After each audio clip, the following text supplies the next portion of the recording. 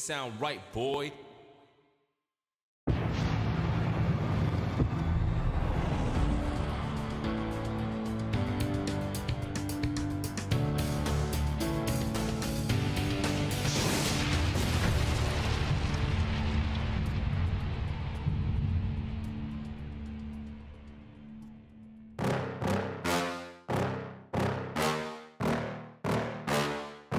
Yeah.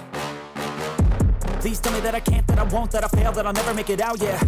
Please tell me all the bad, never good, fill my head full of every single doubt, yeah. Please say any negative thoughts, I pop off when I hear people say I cannot. I get off to the thought of proving everyone wrong, I won't stop to the top, so you better back off and get lost. I'ma stay loud, stay proud, never running out, never heading south. I'll be spreading out, call it word of mouth, can't put me down, I'll be getting loud. You can have it douse, not what I'm about, have your cloud, it be raining now, I keep making sound, go another round, I'm legend bound, can't stop me now.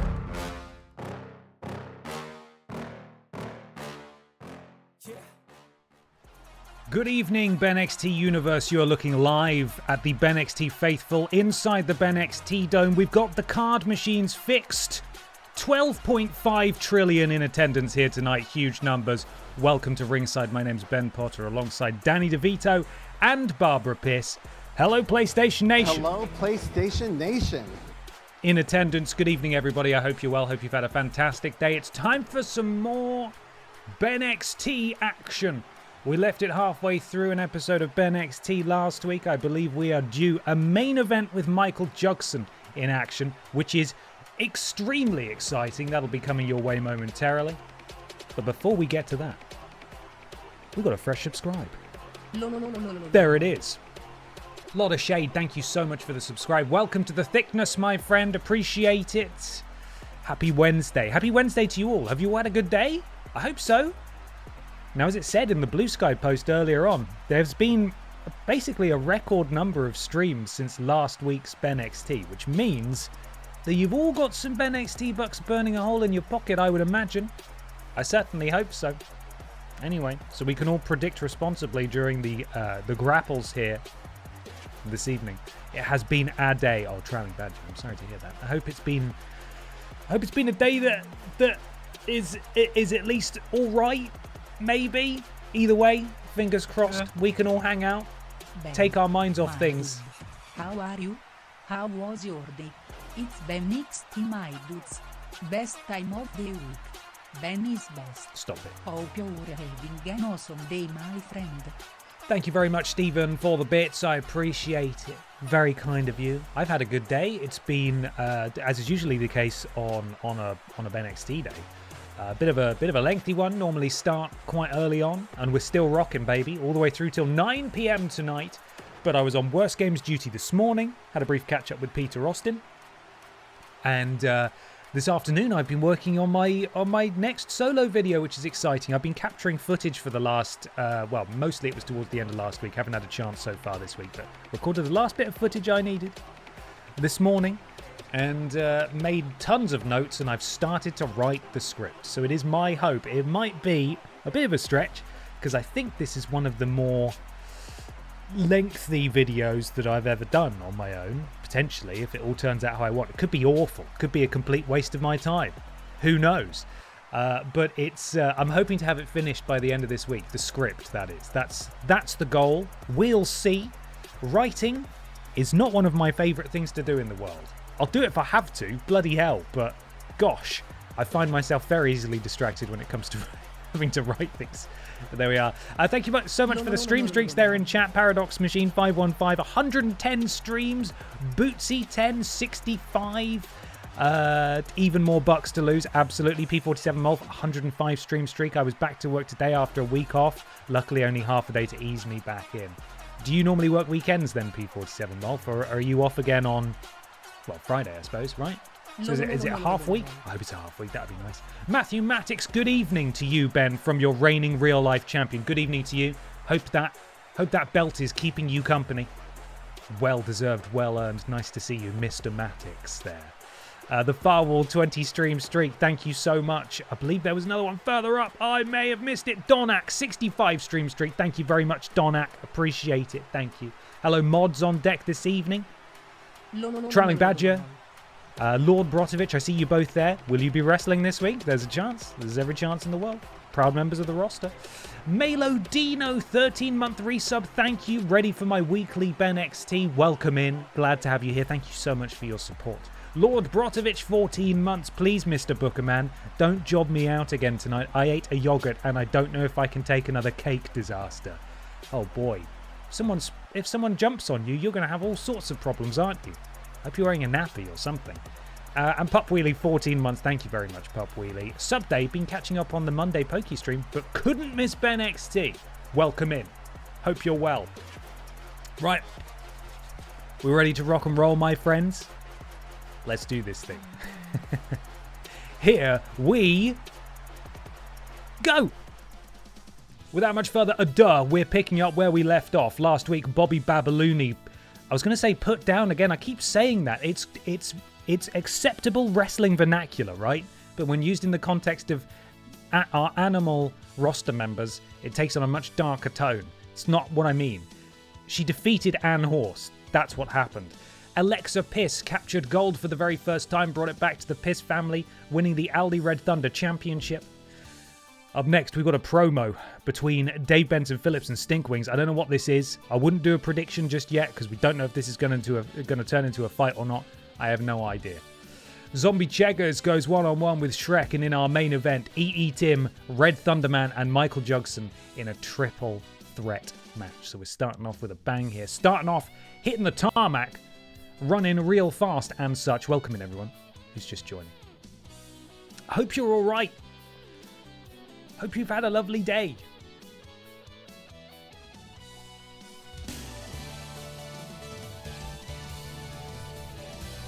Flip it heck. Ashton, thank you so much for the raid. Welcome in, Raiders. Thank you so much. Hope you had a bloody lovely stream. What was on the Indie Wednesday schedule this week? What were you covering? Hope you're doing wonderfully well, everybody. Thank you so much, Ashton. Appreciate you. Thank you. Matumbo87, thank you for the resub. 9-month subbed to the greatest wrestling show. You hear that, WWE? You hear that? Also, I managed to bag the Parcel Corps Platinum this week. Great job on there, Ben. Thank you so much. It's suitable that Ashton's here as well, also part of that game. Got to run to IKEA, but have a fantastic stream. Thank you very much. Best of luck in IKEA. Don't get lost. It's very easy to get lost in IKEA. Can we add Emily from Until Dawn so we can watch her get beat up? Yeah, it's not a bad suggestion, is it? Possibly in time. A stacking game and an office game as a calico cat. That sounds lovely. That sounds delightful. Iron, 110 stream streak. Thank you very much. Okay. You ready? Let's get this thing started. I think we're all good. I think we're good. Continue show. Dave Benson Phillips. Stinkwings. They're going to have a conversation. What's it going to be about? I have absolutely no idea. Let me cue up my music here. And it says start match or watch. We want to watch. Here we go. Now, what is this going to be about, eh? What could these two possibly have to say to one another? Here comes DBP.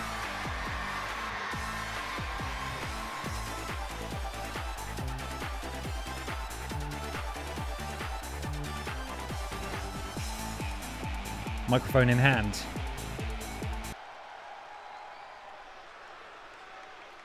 I'm Dave. I was the Portal Goblin for a while. And another thing. Also, I'll do shows for stuff. Curious, and he's still going. And also, I'll do wrestling for stuff. Probably money, though. Oh, hang on a second. No, that's his music. Could this be Stinkwings? Stinkwings is out here.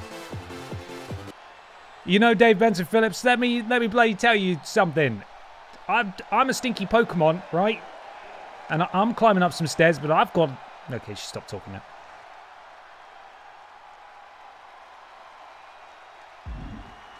Oh, okay, they're doing a match. Right, that's how that's going. It's going to be a one-on-one match. Now, they do often... It's going to be an ambulance match, apparently, between Stinkwings and Dave Benson Phillips. But I think Dave Benson Phillips has to accept. and the computer tends to say no a lot of the time. So let's see. Dave Benson Phillips says, I don't want a match. He wants a fight. Oh, bloody hell. We saw this last week. Gollum and Pippa had a fight. DBP. Oh, and a counter from the Stinkwings. And we are underway. This is officially a fight now. The question is, will it actually have a conclusion? Because the Pippa and Gollum one went on about 6 years. Oh, good. That ambulance match would have taken all 3 hours. I mean, this is going to take all 3 hours, really, isn't it? Predictions are live. Who is going to win the brawl? Is it DBP or is it Stinkwings? Dave Benson Phillips choking Stinkwings out there. Of course, the only way to win this match is via knockout. Submissions, pinfalls, they don't count. The only way to get there is to do enough damage so that that green health bar goes to red and then the red health bar goes all the way down. Then it will say danger, and if one of them hits a finisher or a big move, then they are the victor. But we'll have to see. One thing I can do is set a timer on my phone, and if they take too long, we can use that feature that makes them wrap it up as soon as possible, please. So let me just get that open. Because these guys love to just... They ignore the go home cue. They'll just do whatever they want. Here we are. Timer is going. Stinkwings forearm to the back of Dave Benson Phillips. Double axe handle. Dave rolling for a respite on the outside. And now Stinkwings. Whoa! Moonsault to the outside. And Stinkwings in control of Dave Benson Phillips. Remember, Stinkwings was the one who actually wanted a match. And Dave Benson Phillips said, no, let's battle instead. And now we have this ugly affair. Oh, standing Spanish fly from Crobat. I mean, Stinkwings. Very impressive. What's a Crobat? Never heard of it. Stinkwings, proud member of the Bog Squad. Rolls in. Dave Benson Phillips down. DVP rolls out of the way, but oh, look at that. And the double stomp from Stinkwings. Right to the chest of DVP, who somehow has just sprung back up immediately. Hello, BTJ. Welcome in. How are you? Stinkwings. DBP. Oh, connects with a big right hand. Oh, and then a cutter from Dave Benson Phillips. And he might be gesturing for the end here, but quite frankly, he's nowhere near getting a signature or a finisher. And there goes Stinkwings. Dave Benson Phillips sits up. The Pokemon up to a knee now. DBP off the ropes, basement dropkick. And now Stinkwings. Oh no, Stinkwings looking to fly. Completely misses, and it's Dave Benson Phillips who's on the top rope now, and Dave Benson Phillips connects with that splash. And Stinkwings with the counter. DBP is down now. Both of these two trading blows. Stinkwings to the middle rope. Wow, look at that athleticism. She finds him now. And now, what could Stinkwings be doing? Oh, a headbutt. And then into a ripcord back suplex. Very impressive from Stinkwings, but DBP's up already. Neck breaker from Stinkwings, though. Surely DBP's going to stay down now. Misses with the knee strike. Dave Benson Phillips misses with the neck breaker. Stinkwings taking her sweet time. So slow, in fact, that Dave Benson Phillips was able to recuperate. Scoop slam there. And a stomp. And now what's DBP doing? Oh, no. Into this devastating submission hold. Again, this is not going to end this, because even if Stinkwings taps out, this is not a sanctioned match. It will not end things here. And Dave Benson Phillips has a signature and a finisher. Oh, up and round. I just got reconnected to the chat for some reason. Not sure why. Dave Benson Phillips taking aim. Is he about to get his own back? Oh, he's done it. He's got his own back, and now you can see Stinkwings is in danger. Dave Benson Phillips need only hit his big move. He's going for this submission again. And Stinkwings may well tap out here, but again, this is not going to end the match. Oh, but Stinkwings is able to escape. Look at that. And maybe buying herself some time here. Oh, DBP. Still trying to capitalize. Counter from Stinkwings, and Stinkwings now has a signature and a finisher. I don't really know how that works. They are earning these really fast here. DBP, boot to the midsection, double underhook. Oh, counter from Stinkwings. Who is going to come out on top in this brawl? Oh, and Stinkwings removing the turnbuckle pad, exposing that steel ring in the corner. And there's no referee to reattach it, which is often the case. DDP sent into the ropes. Stinkwings, drop toe hold. And I think Dave smacked his face off the microphone there. That's still on the canvas. Oh, and a leaping headbutt from Dave. And Stinkwings pulling herself up as Dave Benson Phillips connects with another right hand and just trying to choke the life out of this Pokemon here. That's not very good Pokemon ownership, that leaping DDT. Stinkwings hanging on by a thread in this one. I think Dave Benson Phillips he's maybe feeling it as well. He was crawling into the cover, but there's no covers in this match, no pins. I think he's realised that now. And Dave might be looking to get his own back for a second time here. Stinkwings in the firing line. Oh my goodness me, fully connects with that elbow. And the crowd are baying for the blood of this Crobat. One more time, they're all shouting, but Dave Benson Phillips is spent. He's got no signature, he's got no finisher. And even though he has Stinkwings right where he wants her, he can't get the job done. But he's just got to stay on the attack. Combination strikes from Dave Benson Phillips crumples Crobat. And now, Dave walking Stinkwings over to the exposed turnbuckle that Stinkwings exposed herself, although she's been able to escape their jawbreaker. And now Dave Benson Phillips is down. 2 finishers and a signature for Stinkwings. Up to the top rope she goes. Oh no, and Dave got the knees up. Stinkwings going for broke, and Dave Benson Phillips got his knees up. And that is going to cause untold damage to the ribs and the general tum-tum area of Stinkwings. Dropkick from Dave. Hello, Mr. Black. Welcome in. Dave now to the middle rope. And Dave close to his finisher again. Is he going to go for it for a third time? Here we are. Oh, and he's got his own back. This is just brutal now. He's got his own back for a third time, but because he's not holding on to his signatures or finishes, he's not been able to deal the killing blow here in this brawl. He has to just keep looping back. And Stinkwings able to escape again, and this is going to buy Stinkwings more time again. Dave does have a signature though. He has to hope that he can pull this off as he's sent into the corner by Stinkwings. Stinkwings hoists him up to the top rope. Legs akimbo. Right hand for good measure, and what's Stinkwings thinking here? It's going to be ugly, whatever it is. Oh, an avalanche Spanish fly from Stinkwings, and momentum is starting to turn now in the favour of Stinkwings. She's got 3 finishers stored. If she can hit 2 of them, she wins. But she's going for this camel clutch, and I don't know why she's doing that. This is exactly the same problem we saw happen between Pippa and Gollum on last week. Stream leaping DDT from Dave. I think that's going to do it. Dave Benson Phillips has escaped here. He did want the fight, and perhaps it was the game that decided, you know what, that'll do. Crobat just clung on there over and over again, just squeaking out, escaping, but eventually Dave managed to connect with that leaping DDT that put this thing to bed once and for all. 3 finishes but none used, just like last week. This is what I was going to say.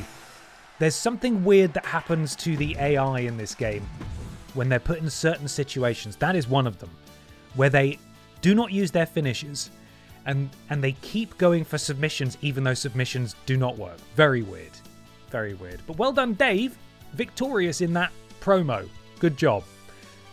Sad times for Stinkwings. Welcome in everyone who's just joined. Che, how are you? And we had someone else as well. Some kind of div is coming as well. Hello. Hello. Up next, Zombie Cheggers goes one-on-one with Shrek. Predictions will be live momentarily. Look at that, a 50-50 split in the predictions. Technically, it's not 50% because one was 39,000 and one was 38.9 thousand. So, I think you'll find, actually. It's going to be a green match, yes. So green. Zombie Cheggers and Shrek. One-on-one.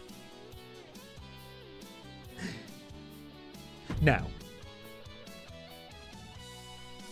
Da-na-na-na.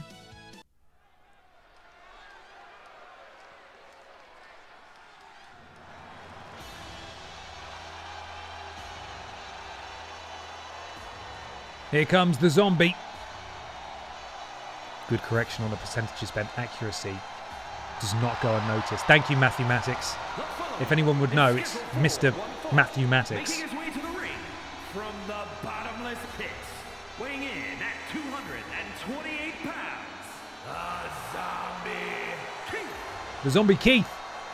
Former Aldi Red Thunder champion, the Zombie Keith. Shrek, per my records, maybe hasn't even had the opportunity to challenge for a championship yet, but a former Red Thunder champion, in Cheggers at least.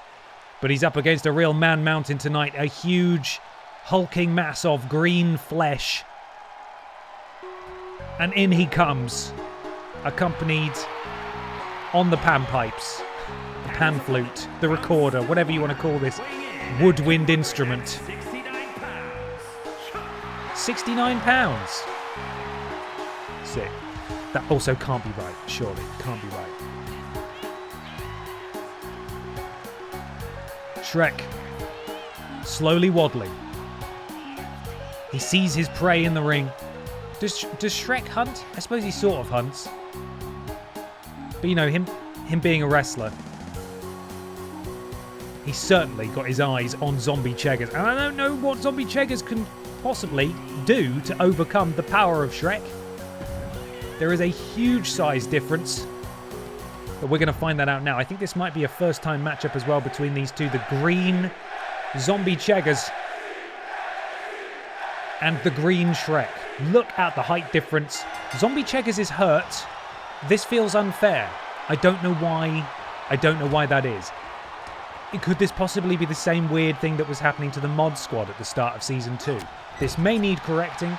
I apologise if you used your BENXT bucks to back Zombie Cheggers before we knew that the computer had decided to nerf him.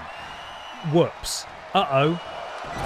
Zombie Cheggers has one thing Shrek does not have, and that's that he's dead. It's true.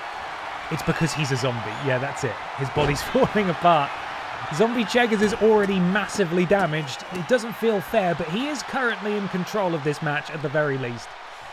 I don't know what this instrument is, but it was all over music in the 90s. Oh, Shrek walks straight into a big boot from Zombie Cheggers into the cover. Referee Jessica Carr is there. Kick out of 1.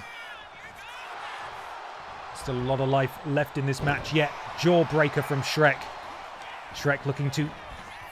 Oh, no, counter from Zombie Cheggers. Cheggers ducks under. Oh, and Shrek sidesteps. I was about to say Shrek looking to impose himself in this match, given his sheer mass. Look at that scoop power slam from Shrek there to Zombie Cheggers. I think I saw one of Cheggers' fingers fly off into the front row, possibly. Massive punch. Oh, and look at Shrek.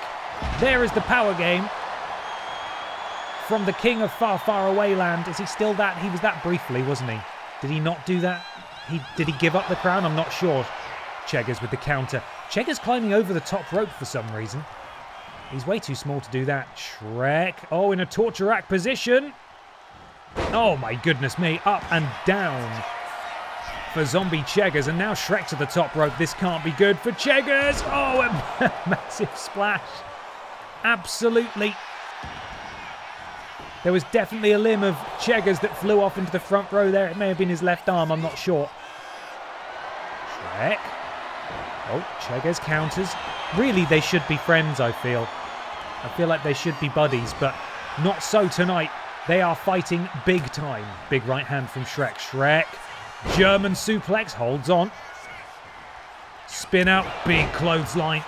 Turns Zombie Cheggers inside out. Shrek falls into the cover. Is this going to do it? Not quite. Shrek does now have a finisher. The instrument is called a shakuhachi, or a MIDI version of it at least. Japanese flute made of bamboo. Oh, there we are. Oh, the spinning sit-out powerbomb from Shrek. Zombie Cheggers, thank you for coming. Surely that is it. Oh, and he made it look easy. He made it look easy. Now, admittedly, Zombie Cheggers was unfairly nerfed. We're going to try and fix that now.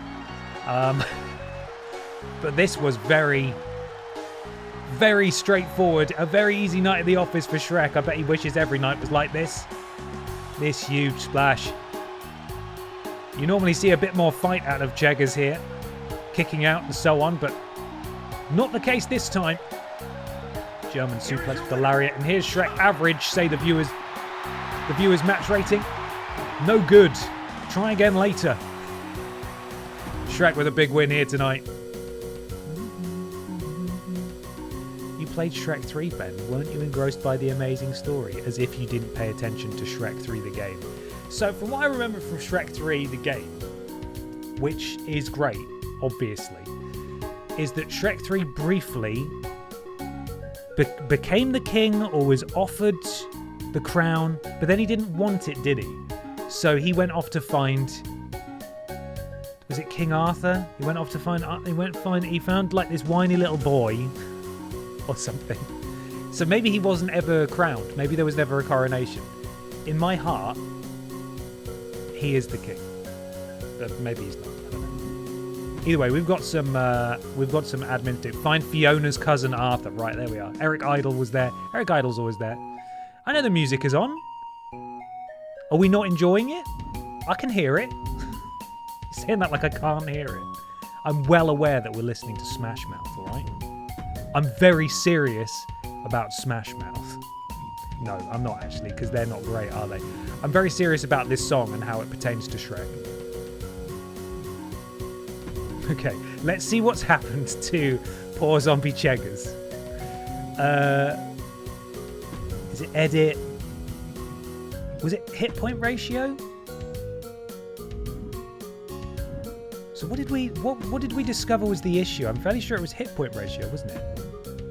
I mean, that all looks fine to me.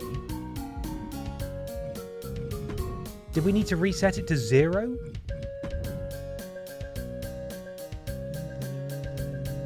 Hey Scott, how you doing? 5 stream streaks, sorry. I keep seeing the 7 in your name and going, that's the number of stream streaks. No, 5. Thank you so much, Scott. Hope you've had a lovely day. Do we put this down? I don't know. I'm going to do it. Oh, it has to be 4,000. Well then, default. Maybe that'll fix it. I don't honestly know. We'll see.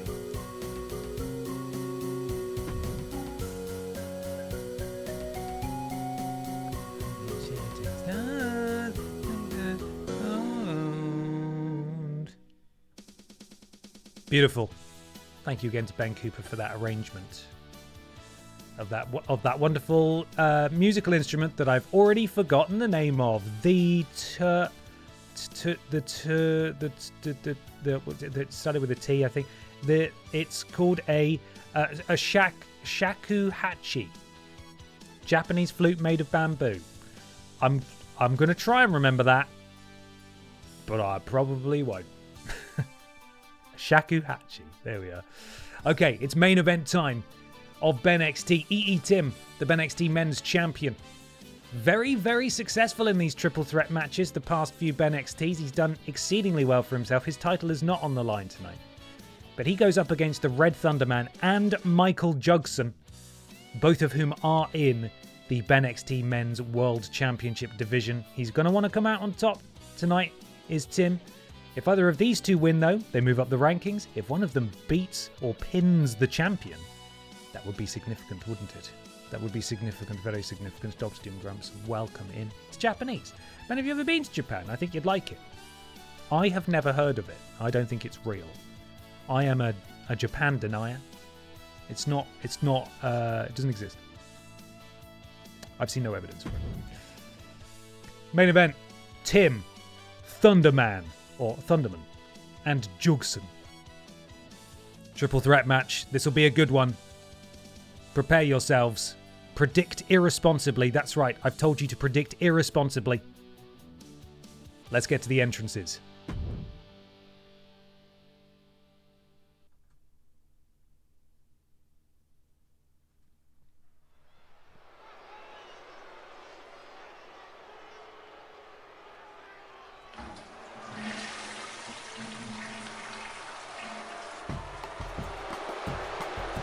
Boo! They hate him.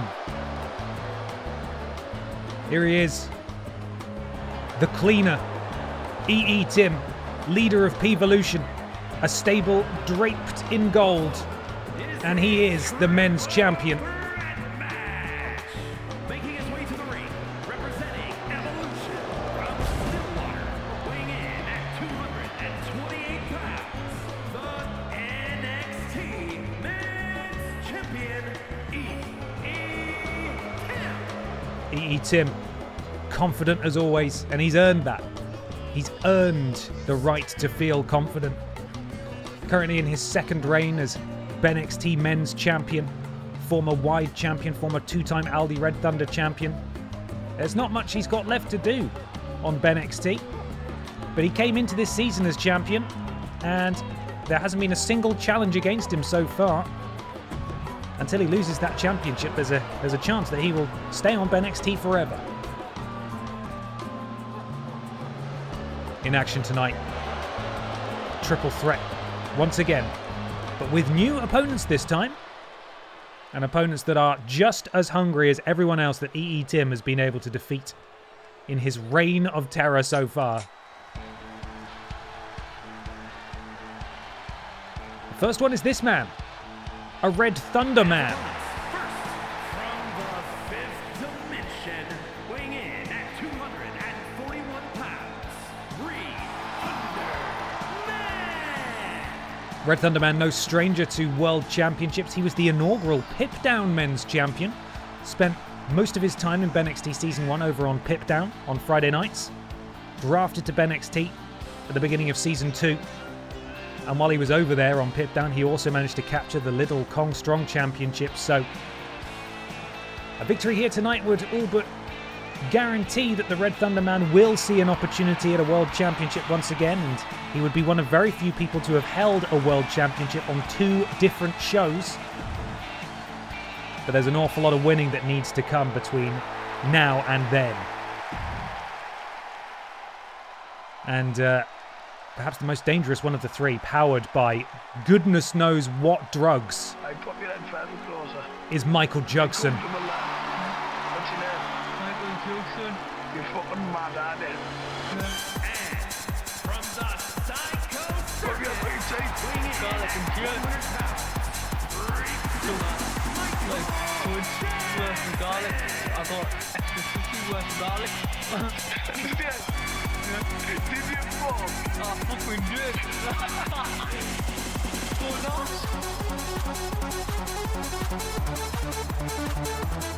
Flex for us, Michael.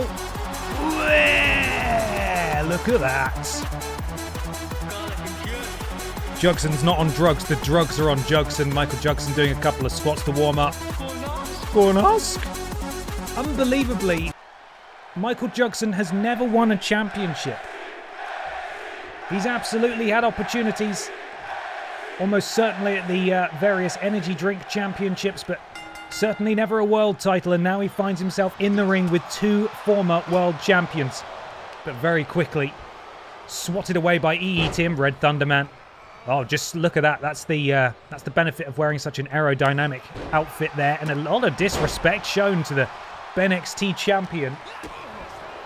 Jugson trying to get a sneak attack on, counter back and forth. Red Thunder Man now backs the BENXT champion up into the corner, and of course, this being a triple threat, weapons are allowed. There is no... Oh, that cyclone kick finds its mark, though. Jugson back to his feet very quickly. Didn't feel a thing.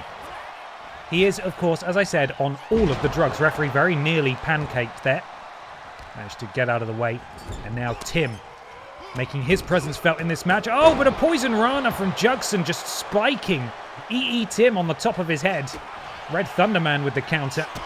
Oh, and that looked like it went low. That looked like that kick went right to the Nico Bellics. Must have delayed. It's so impressive. EE Tim, that drop kick, so delayed, almost like he just sort of hangs there in the air for a second. But now, feeling the wrath of Michael Jugson, who's got an extra 50's worth of big boots to the face. Into the cover. 2, very close. Red Thunder Man, I have to believe, would have been there to break things up if he needed to. EE Tim sends the Red Thunderman into the corner. Jugson just doing some acrobatics in the background. And Tim interrupted, which allowed the Red Thunderman to escape, but Tim now back on the offense, and you can hear the BENXT universe, the boos raining down. EE Tim, highly successful, but often wins via controversial means. He's got an awful lot of members of that stable of his, P-Volution. Rim Flare and Triple Flush currently tag team champions, as are Randy Honking and Dave Bautista. There's always a member of P-Volution close by, and the BENXT universe, they don't take kindly to that. But the results do speak for themselves. EE Tim, one of the most decorated and successful superstars we have on the entire roster. Big splash from Tim. Or should I say backsplash from Tim. Forearm to the spine. Jugson sends Tim into the corner. Neck breaker from the Red Thunderman into the cover directly in front of Tim. Is this going to do it? Referee very close to slapping Michael Jugson, but it's fine. And then just a kick out. And the LD Red Thunderman now trying to follow up. But oh, and it looked like a poison runner for the Red Thunderman. I think EE Tim was trying to go low there. It looked like he was going for a low blow, but Jugson just able to get out of the way, and wow, look at that. And these are the kind of situations where EE Tim tends to excel. Whoa, Uranagi from the Red Thunderman. And EE Tim potentially looking to pick up the scraps here. Delayed vertical suplex. Red Thunderman able to escape and chops down the BENXT champion at the knee. Now the Red Thunderman has that devastating Red Thunder Bomb locked and loaded. Flapjack. And decides to go back to Michael Jugson instead. He's taking care of EE Tim. EE Tim outside having a breather. These are the moments in triple threat matches where whoever's in control needs to capitalize. Because if they go for that pin and someone's in the ring, they're just going to break it up. So you've got to pick your moment. Michael Jugson ducks under, leaps over. And then, oh, counter from the Red Thunderman. EE Tim misses wildly, but gets him on the second try. And now it's back to EE Tim with that leaping DDT. EE Tim and the Red Thunderman, the only two in the ring. And Tim now might be looking for the hidden glade. And he gets it, the hidden glade. Fully connect. Michael Jugson is stirring. Can he get in there to break it up in time? Referee starts to count. And this is what I'm talking about. Triple threat matches, very dangerous indeed. EE Tim may well have had it won right there, but Michael Jugson able to break things up. Can we get Bill Breakfast on the roster? Oh, excellent. I love it. Maybe. And now it's the Red Thunderman who's the only one on his feet in this ring. Kick out at one. Michael Jugson still going. And the Red Thunderman still has that Red Thunder Bomb ready to deploy at any moment. EE Tim picks up the baseball bat, but the Red Thunderman able to get it off him. Counter from Jugson. Jugson boots the Red Thunderman in the back. EE Tim now closing in. What's he thinking? Both of them looking at each other. Several chops and a strike and then a kick from Michael Jugson. Quickly rolling the BENXT Men's Champion over and into the cover. Referee taking 6 million years to get there. Took so long that Tim managed to kick out. The Red Thunderman happy to just boot him in the face. Uh-oh. And the Red Thunderman might be looking for the Red Thunder Bomb here. Imagine if he's able to hit it. Oh, and raking the eyes of the Red Thunderman is EE Tim. And a leaping cutter from Tim. Tim was in prime position to take that Red Thunder Bomb. And if he hit it, Red Thunderman might have just been 3 seconds away from victory here tonight. But EE Tim able to counter. Oh, I thought Tim was tapping out then. Michael Jugson was going for that horrible submission maneuver with the kendo stick, assisting it. Red Thunderman sent to the corner. Tim just swinging this stick with reckless abandon. Does the original Michael Jugson know about his wrestling career with BENXT? Does the original Michael Jugson, like, is he still with us? Genuinely, I'm asking. I have no idea.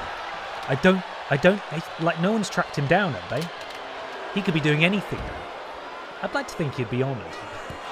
Oh, and the hidden glade from 0 feet away. And that's done it. EE Tim's impressive run of form marches forwards. hitting that hidden glade from absolutely nowhere. And to add insult to injury, that is the finisher that he stole from the Red Thunder Man when he countered it. Here was the first hidden glade. Connects flush on the back of the head into the cover. And Jugson there with that senton. Tim sends Jugson to the outside. And poor Red Thunder Man was completely defenseless, directly in the face. The hidden glade into the cover. And Tim, can anyone stop him? Can anybody stop Tim? I swear I thought the same thing. You'd have to explain so much context to him. There was a second video, right? Or something? Maybe? I don't know. I feel like Michael Johnson did a lot of detective work, and he did surface again, maybe, in another video. But that was from a few years after the original video, and the original video is really old. So, God knows. God knows where he is now. Tim, the king of BENXT, sees out the main event with another big victory. And with that, my friends, we move on to this week's episode of Pip Down. When I looked at where he is now, the second recommended picture is from the BENXT page. Now, cookies are a thing, of course, so you'll be shown stuff that's more relevant to your search history and so on. But there are a few real people that exist, in real life, but that exist in BENXT. And when I Google them, some of the top search results are for the BENXT wiki. So I hope that's not screwed things up too much for them. But anyway, if they Google themselves, they'll see that. Maybe they'll get in touch. Who knows? Who knows? Right, let's see what we have been gifted for this week's Pip Down. We will, of course, be cutting one of these shows because we've got to have the Little Kong Strong tables match. But let's have a look. What an opener. The Pip, not to be outdone by the BENXT men's champion, the Pip Down undisputed men's champion, Piss Jericho, in action against Simon Miller and Billy Ray Walrus. Tina and BB Blocksberg go 2-on-2 against Dr. Anal Hill and Silas the Dog Boy. Pippa the Cat goes 1-on-1 with Michael Johnson. Jake Conway and Tom Campbell go 1-on-1. And in the main event, Jill Sandwich and Mona Wanks trade blows. This is actually what the Google AI overview gave me. Michael Jugson is best known as the subject of an early 2013 UK viral internet meme referencing the Newcastle delicacy, garlic and chips. Aside from the enduring meme, Michael Jugson exists primarily as a custom fictional character in online wrestling universes such as BENXT, and there is no publicly prominent or notable real-world figure by that name. There's no real-world figure by that name. It's official. Google AI, which is always correct, has deemed the fictional Michael Jugson to be the real one. That's it. That's how it works. Universes. Yeah, plural. There's tons out there.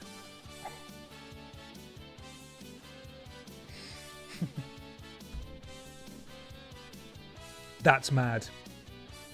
Zara Richard 420. 8 months, thank you very much. Thanks, Google. Good old Google, right? They never do anything wrong, morally or otherwise. Perfect good company. Right. We have got to cut a match. Personally, I feel like, unfortunately for Thomas Campbell and Jacob Conway, it may be this one. This might be the one.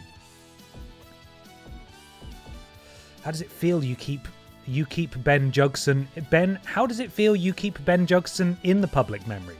Nath, you okay? Keeping Michael Jugson in public memory it's an honor and it's a privilege, and it's a duty, isn't it? It's a responsibility. And you know, he may be more regularly mentioned in BENXT and here than perhaps in what both Peter and Mikey are doing, but certainly it was a group effort between the three of us, and will continue to be a group effort between the three of us to keep the spirit of Jugson alive. This is where we find out that the real Michael Jugson has committed some horrible crimes. But we don't know. We don't know. We don't know. The only crime we're aware of is that he might have had too much garlic sauce on his chips. So, we'll keep it there. Right. Okay. We're cutting the Jake Tom match, I'm afraid. Don't tell Tom Campbell. He'll be cross. Jogson voice. Scandal pending? An extra 50's worth a scandal? Awful. I've lived here for so long, I still can't do anything resembling a recognisable Newcastle accent. It's just sort of a grotesque caricature. Urban Dictionary says, Kling of Garlic and Chips, the legend of the Jug Lord, is known for his love of the Wedge family staple, garlic and chips, with an extra 50's worth of garlic. So there's terms and vernacular in there that I don't understand. I don't know what that is. So, Andrew Dingle for BENXT? I mean, I'd love it. I would love that. I feel like it should be a thing, though. I feel like we should get Andrew on to make Andrew and then take it from there, you know? That'd be a good place to start. Right, it's a 5-way tables match for the Pip Down Lidl Kong Strong champion. Current champion is of course BB Blocksberg, my arch nemesis. No presents here tonight. No presents, thank you very much. Where's your accent from, if I may ask? I'm from North Oxfordshire, but my accent is more informed less locally than by how my parents talk, and they're not from Oxford originally.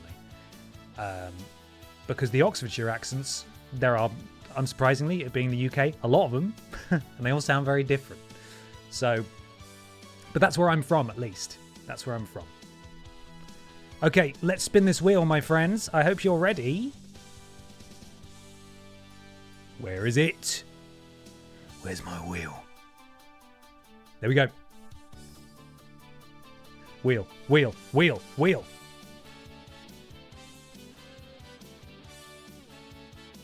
Michael Johnson, you're already in a match. Spin again.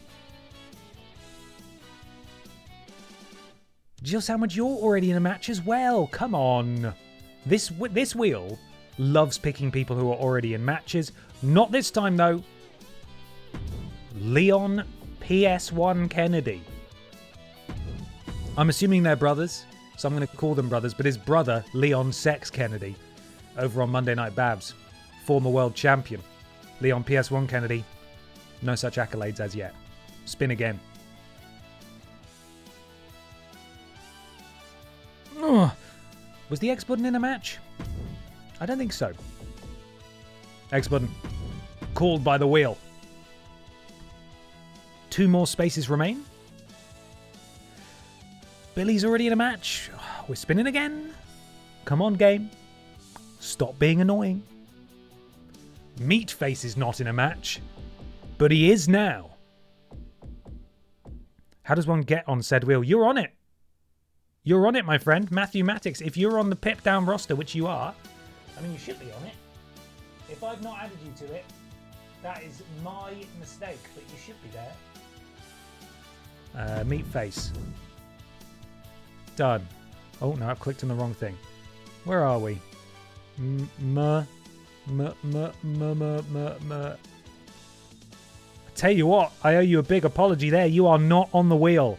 I have dropped the ball. I can fix this. We can fix it now. Scandal! There's been a scandal. And it's been called out by the man himself. Let's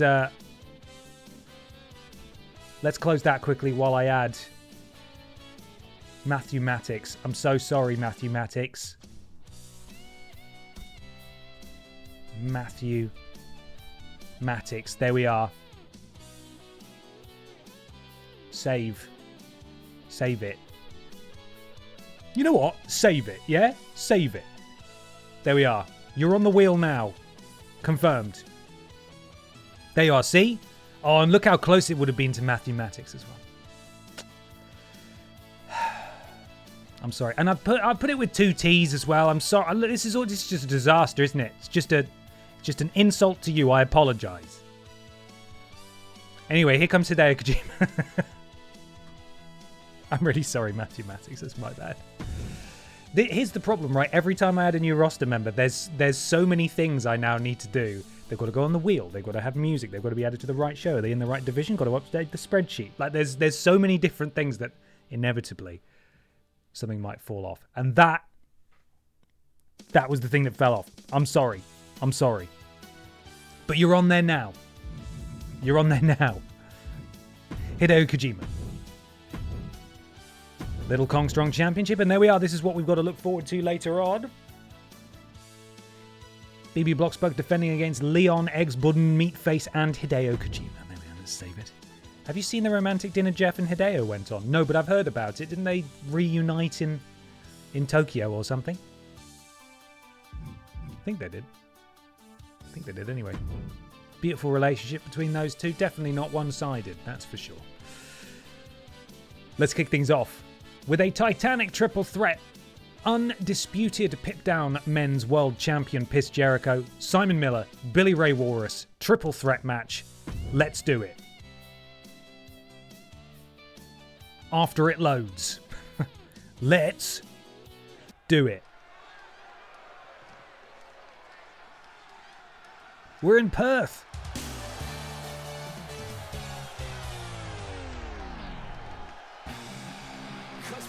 By romantic dinner, you mean Hideo was having dinner and Jeff showed up. Yeah, I think that's usually how it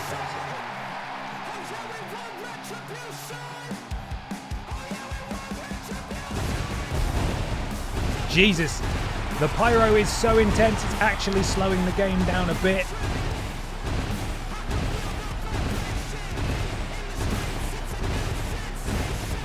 Chris Jericho looking a bit grumpy these days. That's enough pyro.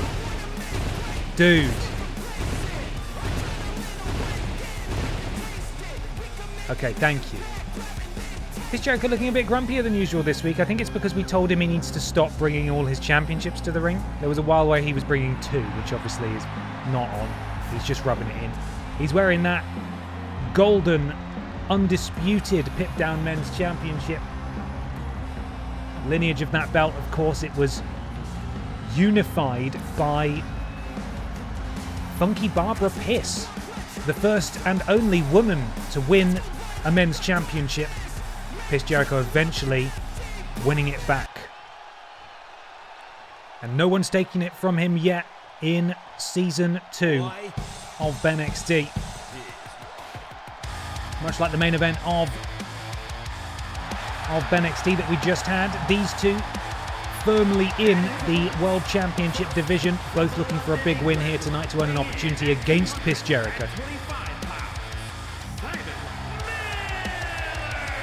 Simon Miller, and that's all right. Here comes Simon Miller, the first ever Aldi Red Thunder champion. And he is also involved in the lineage and the history of that undisputed championship that Chris Jericho has. Chris Jericho lost the championship to Funky Barbara Piss. A new championship was created, the interim title, which was won by Simon Miller. Simon Miller then faced Funky Barbara to unify the titles, and Funky Barbara was ultimately the victor. But Simon Miller, technically former pit-down world champion in his own right.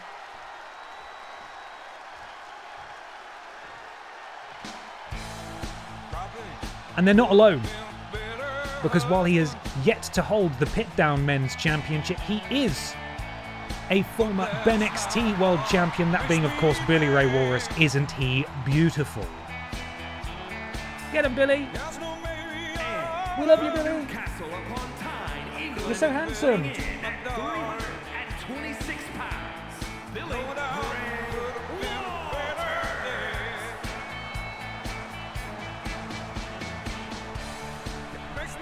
Billy Ray Walrus entering the ring tonight with 2 fellow former world champions, Chris Jericho, 2-time world champion, Simon Miller, and Billy Ray Walrus, former 1-time world champions.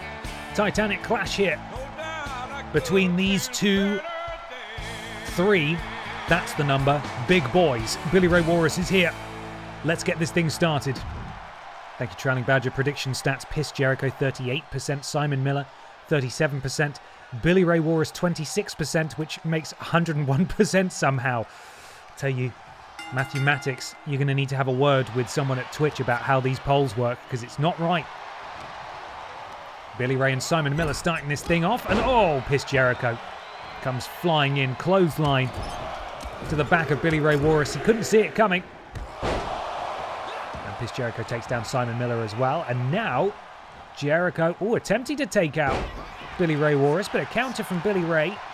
Hip toss, and Jericho is down, and he drops a fist for good measure. Simon Miller, walks straight into a back elbow, and Billy Ray on a roll here in the early going, straight to the outside, gets himself a kendo stick.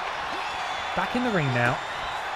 Jericho, counter, springboard, Superman forearm, takes down Billy Ray, glancing blow to Simon Miller, who's only too happy to drive a knee firmly into the bread basket of Piss Jericho. Billy Ray Walrus sent into the corner, elbow connects with Simon Miller. Ducks behind, keeps hold, back to belly suplex, and look at the pink boy go! Oh, and a big slap to Simon Miller's bald head. Only Simon Miller's allowed to do that to Simon Miller. Why? Here's why. Piss Jericho. The referee might want to get a look at that. I believe he was raking at the eyeballs of Billy Ray Walrus, which, while technically not illegal in a triple threat match, is just a poor show, isn't it? Just not on. Jericho takes down Miller into the cover. First pin attempt of this match. Referee is there. Kick out at 1. Simon still going. Billy Ray taking a while to get back to his feet. Clearly taking a lot of damage. Oh, and he was trying to interrupt Piss Jericho when he was in the middle of his attack on Simon Miller, and Billy Ray just fell over, and Jericho sends him into a corner. Poor Billy Ray. Our Walrus doing his very best at the start of this match, and now made a few mistakes in sequence, looking a little clumsy. Miller showing his power, Michinoku driver. And now the pit-down champion will roll to the outside, and it's just these two. Powerbomb position. Billy Ray has him up. Spins him onto his shoulders like he weighs nothing, and then hangs him out to dry. Into the cover goes Billy Ray. Billy Ray Walrus looking to put this thing to bed while the champion is down on the outside. Kick out at 2. Stamp to the face of Miller, and now Billy Ray Walrus to the top rope. What's he thinking? Piss Jericho back on his feet on the outside. We just saw his bob go past. Oh, look at that, the diving clothesline. Piss Jericho has a bloody sledgehammer, but fortunately Billy Ray able to disarm him.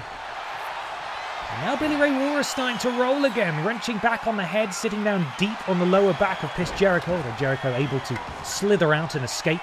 Jericho, lion salt. And Simon Miller gets into the ring. Oh, crucifix pin. Referee is there. Only a 1 count. Jericho kicks out. And Billy Ray Walrus. Oh, a slap to the back of the head. Really going for the bald head slapping offense tonight is Billy Ray Walrus. Simon Miller, face first on the turnbuckle. Piss Jericho, chop to the Walrus and a drop kick. Piss Jericho. Who? Who's Chris Jericho? Never heard of him. Piss Jericho. Limbering up. Takes down the Walrus at the knee.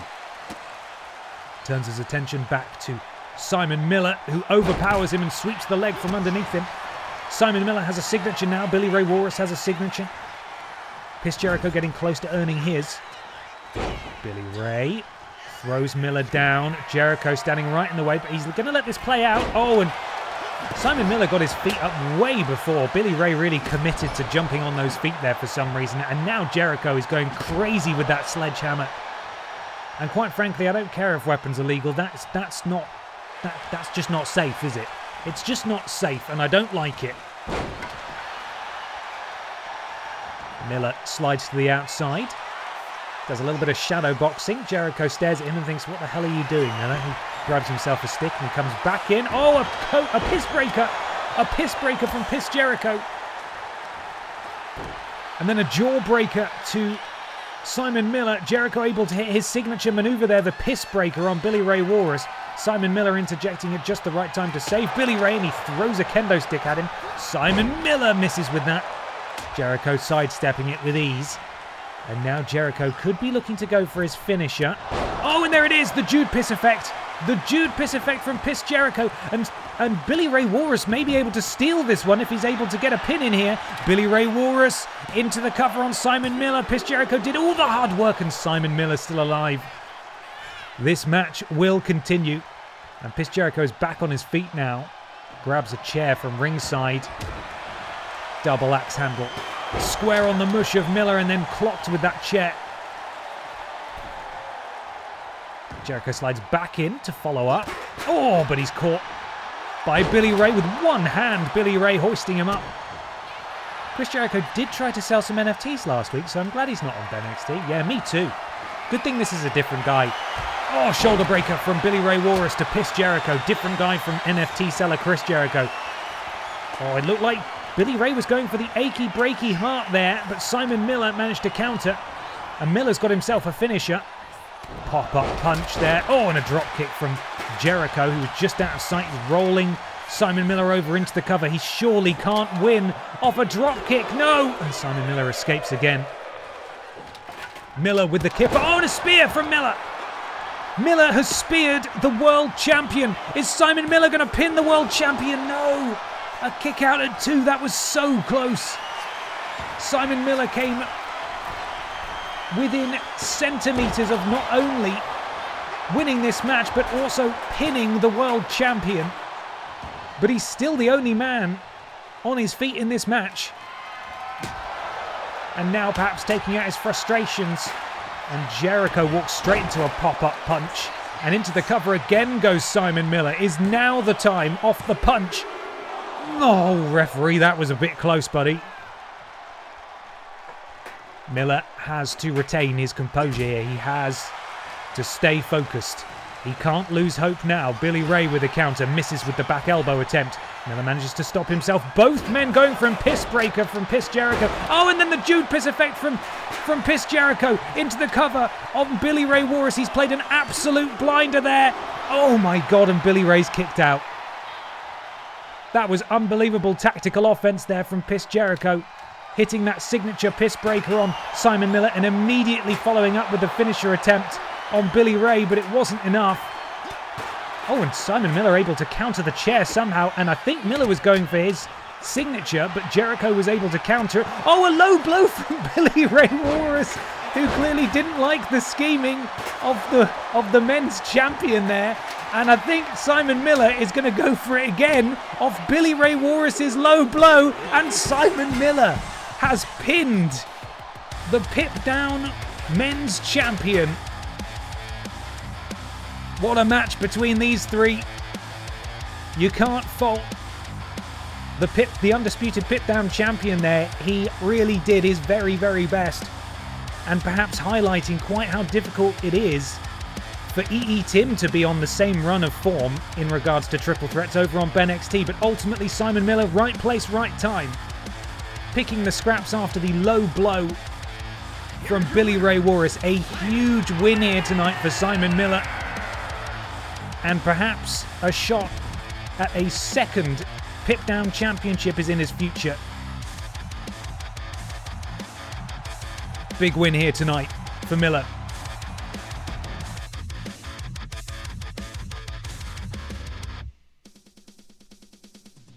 That was a good one, wasn't it? I do like the triple threats. They are fun.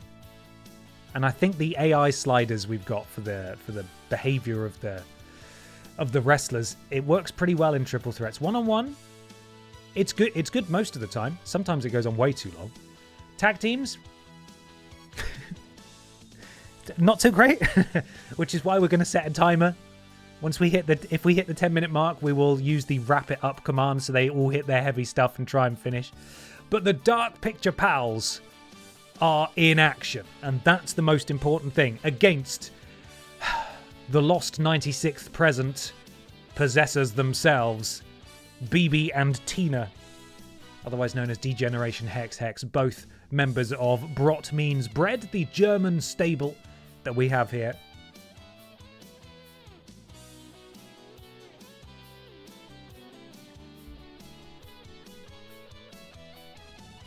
Wait, so BB will be in 2 matches? Yes. The only exception to the rule is if you have the championship, you do have to defend it. So only the champion does double duty. Everybody else we spin again. Let's be honest, it's really fucking hard for them to retain anyway. So there we go. Tag team action up next. BB and Tina versus the Dark Picture Pals. Predictions will be live in just a moment. So get ready to predict responsibly with your BENXT bucks, because we're getting this match underway in just a moment.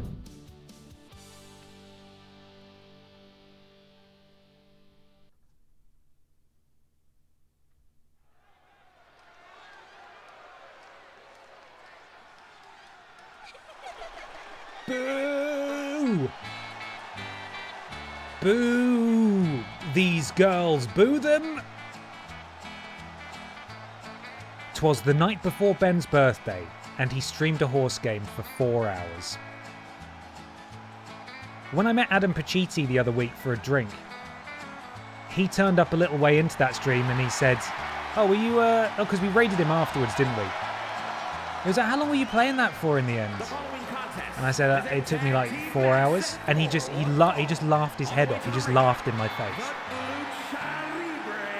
So that was good. That was nice. Boo!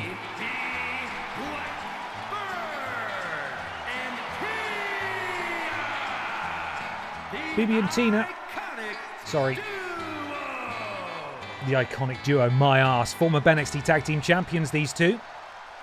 And we've got another pair of former BENXT Tag Team Champions out next. Both of these two tag teams have been drafted to Pip Down, looking for new tag gold to capture.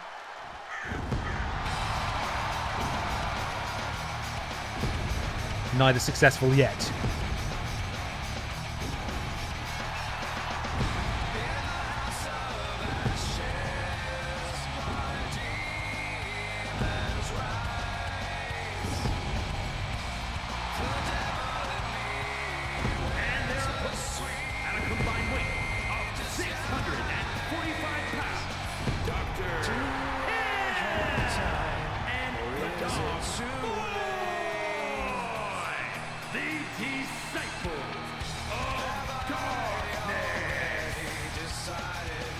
Dark Picture Pals here.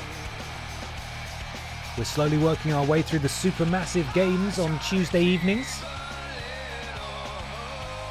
Little way into Until Dawn at the moment. Absurd game, great fun. Can't wait to meet Dr. Hill version 2, the one pictured here. Member of the Dark Picture Pals. Don't like that angle because it reveals that there might be a man inside Silas the Dog Boy, when we all know that that is 100% pure Dog Boy. This is not Peter Stormare. Silas. The man inside my Silas.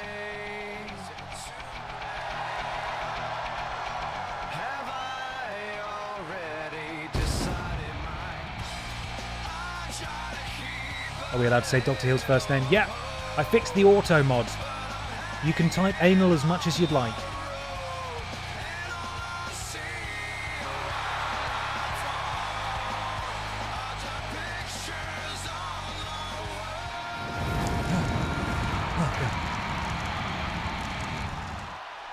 Fantastic music, perfectly timed to their entrance. So much so that they are one of the very few acts in BENXT, Pip Down, or indeed Monday Night Babs to always get their entire featured entrance. And we are underway. Dr. Hill starting things off for the Dark Picture Pals. Tina starting things off for BB and Tina. Quick tag, BB now in. Knee strike to Dr. Hill, and a second one. What are we going for here? A double suplex. Up and over he goes. The good Dr. Hill. Oh, and a jawbreaker from Dr. Hill. The boot to the midsection. Oh, there goes my telephone. I was just trying to set a time. Oh my God. That was a rough landing there for BB. But quite frankly, after what she put me through, can't say that I'm not upset about it. And BB sends Dr. Hill back into her corner once again. Oh, and a counter this time from Dr. Hill. Dark Picture Pals, I believe, came up short last week against Scandal Penguin and Steven Seagal in what most people would consider to be an upset, and also what most people would consider to be a match that went on too long. Let's see if they can reverse fates here tonight. They're usually pretty on the money. Silence the Dog Boy champing at the bit to get involved in this match, but it's the Dr. Hill show so far. As he now goes for a slingshot leg drop, defying the laws of physics and indeed gravity, into the cover, forearm across the face as well for the disrespect kick out at 2. I was singing this song earlier, and my daughter asked what I was singing, then had to try and explain BENXT. Oh yeah, the rabbit hole of what it is that we do here on these streams. Like, well, you see, there's this guy called Michael Jokes. No, I need to go further back.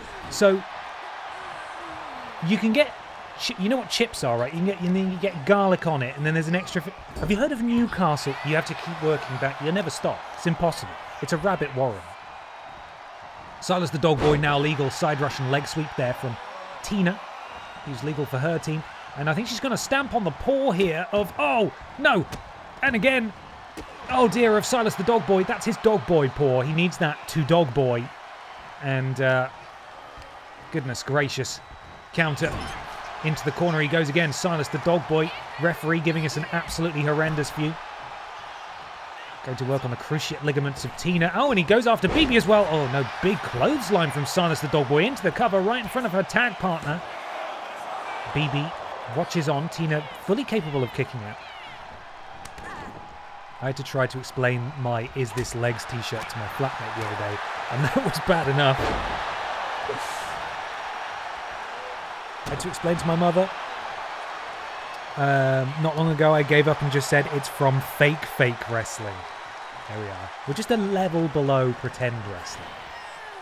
Silas the Dog Boy sent into D-Generation Hex's corner, tag made. Tina coming back in now. Look at the power of BB. Very impressive.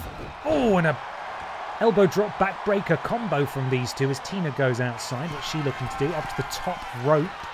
She goes. Oh, and a flying clothesline. I've worn my sports time tee to sports time and haven't been asked to explain it yet. Hello, what was that noise? I feel like the sports time one sort of just it's a shirt for any occasion. You know, no one's going to ask, because if people see it, they're either going to think, ha, an ironic sports shirt. Like it may as well say #1 sports fan, you know. Oh, Dr. Hill, that's horrendous, that. Locking the arms and then forearms to the back of the head. Awful. But Tina getting her own back with a leaping knee strike. And Dr. Hill able to counter again. 4 count now. They've got until a count of 10 to get back into the ring. Oh, and Tina right into those steel steps. Dr. Hill up to a count of 7 now. We don't want this to end via count out, do we? We do not want that. He's pointing at her. He is going to... Oh, that's a bad miss. He will have reset the count now, though, because technically he went into the ring and he's now left it, so we're back at 1. Scoop slam from Tina. Tina drops the knee across the bridge of the nose of Dr. Hill. And they're still brawling on the outside. Hopefully now they're going to get back inside. Dr. Hill sent back in by Tina. Oh, and Tina was going after Silas the Dog Boy, and Silas the Dog Boy's just realised not going to take that lying down, although maybe he is actually. Backbreaker from Tina. Count of 7. Tina slowly making her way in, and now she's in. And Dr. Hill wrenching the arm. And a counter from Tina, and I think Dr. Hill was maybe going for a signature then, and Dr. Tina. Tina has countered it, which means Tina now has it. Oh, almost an inverted world's strongest slam from Dr. Hill. And Dr. Hill going for this move again, locking up the arms.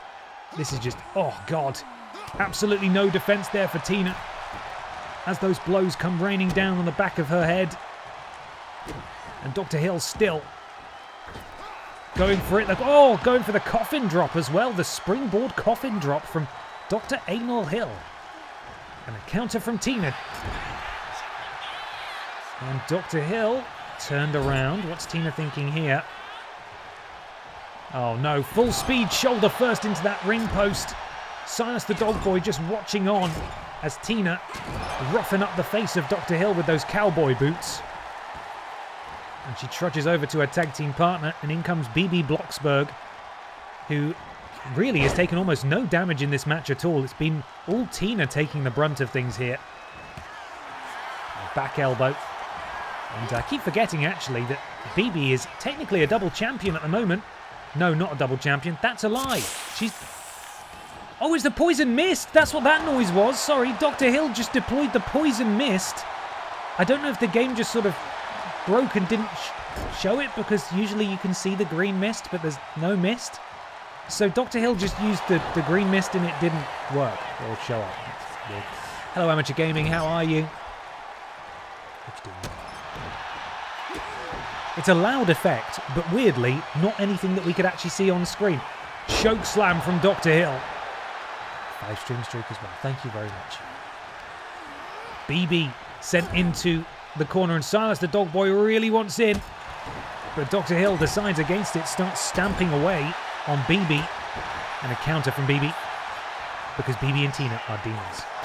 Oh! That spinning European uppercut. Silas the Dog Boy screaming out for the tag, and Dr. Hill can do nothing. He's completely at the mercy of BB Blocksberg until now, that is. But he decides not to make a tag. Instead, he's going to run in, clothesline. He's going to come back, referee getting in the way. Another clothesline. Throws her to the floor. And a kick to the back of the neck. The springs are loud as well, I've noticed. I wonder if they've patched it again and they've changed some noises. Oh! Going for the submission there was Dr. Hill, and Tina decided she needed to come in and break that up. Oh, schoolboy roll up. BB rolls up Dr. Hill, kick out. Tina now is not allowed... Okay, BB doing a little dance. Tina now, because she interrupted that submission attempt, is not allowed to interfere in anything until a tag is made. So BB is in there by herself now. And Dr. Hill looking to make BB pay. Oh no. Oh my goodness me. Just suspending her by her neck. Draping choke into the cover, and Tina can only watch on. And that's going to do it. An absolutely brutal suspended corner choke there from Dr. Hill, and that was enough to earn the victory here tonight. Back to winning ways on Pit Down are the Dark Picture Pals.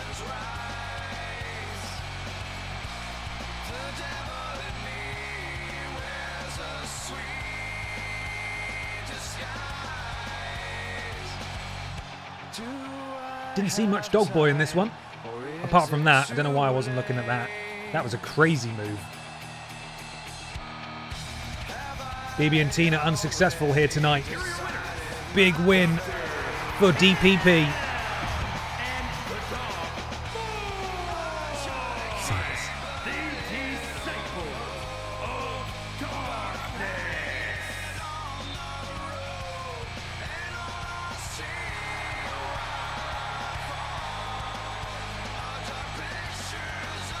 Oh god, they did it again. So spooky, so spooky. Sorry to cut it off there. Sorry. There's still like a minute left. I apologise. Huge win for the Dark Picture Pals. Let's see what that does for the division, actually. I'm curious. Interestingly, Absolute Mauling was mainly Dr. Bumhole Hill. It's true. Yeah, that was a lot of Dr. Hill there. Not an awful lot of Silas the Dog Boy. Let's have a look at the... What am I looking for? I'm looking to edit shows. I'm looking for Pit Down. No, I'm not. I'm looking at divisions. Where do I go for divisions? I think it is edit shows, isn't it? Yeah. Pit Down. Edit divisions. There we are. So let's see. Simon Miller is now the #1 contender for the Undisputed Pit Down Men's Championship. Mona Wanks is the #1 contender for Barb Pistotiers Women's Championship. Jake Conway, the #1 contender for Gollum's Butterfield Championship. Slingshotted right to the top. Dark Picture Pals, #1 contenders. Now, does that mean they'll actually get a championship match? I would like to think so, but you know what it's like with this game. Who knows? Next up, Pippa the Cat is in action against Michael Johnson. Now, you can see at the bottom there, it says rivalry match. So please predict responsibly. There might be shenanigans. Pippa the cat currently might be outside, might be chilling downstairs, or she might be lacing up her boots, her furry boots, because she has got a match right now. Wager those bucks, my dudes. It is time. What beef does Michael have with our cat? To be fair, Michael's not met our cat. So, maybe he feels threatened? I don't know. It doesn't make any sense, does it? Maybe he feels threatened. I could send him a text out of the blue and just say, what beef do you have with Pippa? And he'll say, huh? What? I'm really busy, Ben. What is it? Is this a bit? I don't understand. I don't get it. Pippa the cat versus Michael Johnson. Let's do it.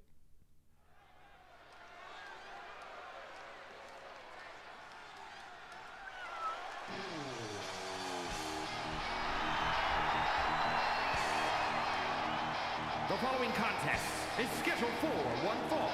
Making her way to the ring from Newcastle upon Tyne, England, Piper the Cat. Piper the cat. That, of course, being Pippa the cat. Hasn't so much been on a poor run of form as we just sort of haven't seen her an awful lot recently, have we? She's certainly done very well for herself in the past, though. Let's have a little reminder here. Former 2-time BENXT Women's Champion, former 1-time Pip Down Women's Champion, former Little Kong Strong Champion as well. Pippa the cat currently seemingly locked in a feud. And maybe once this feud is concluded, she can get back to going after championships. But at the very least, it's nice of her to show up to work this week. It's been several weeks where she just didn't bother to come, you know? But she's here. And she, rather unfortunately, now has to listen to this dog rap, which might be a bit scary for her because she is a cat.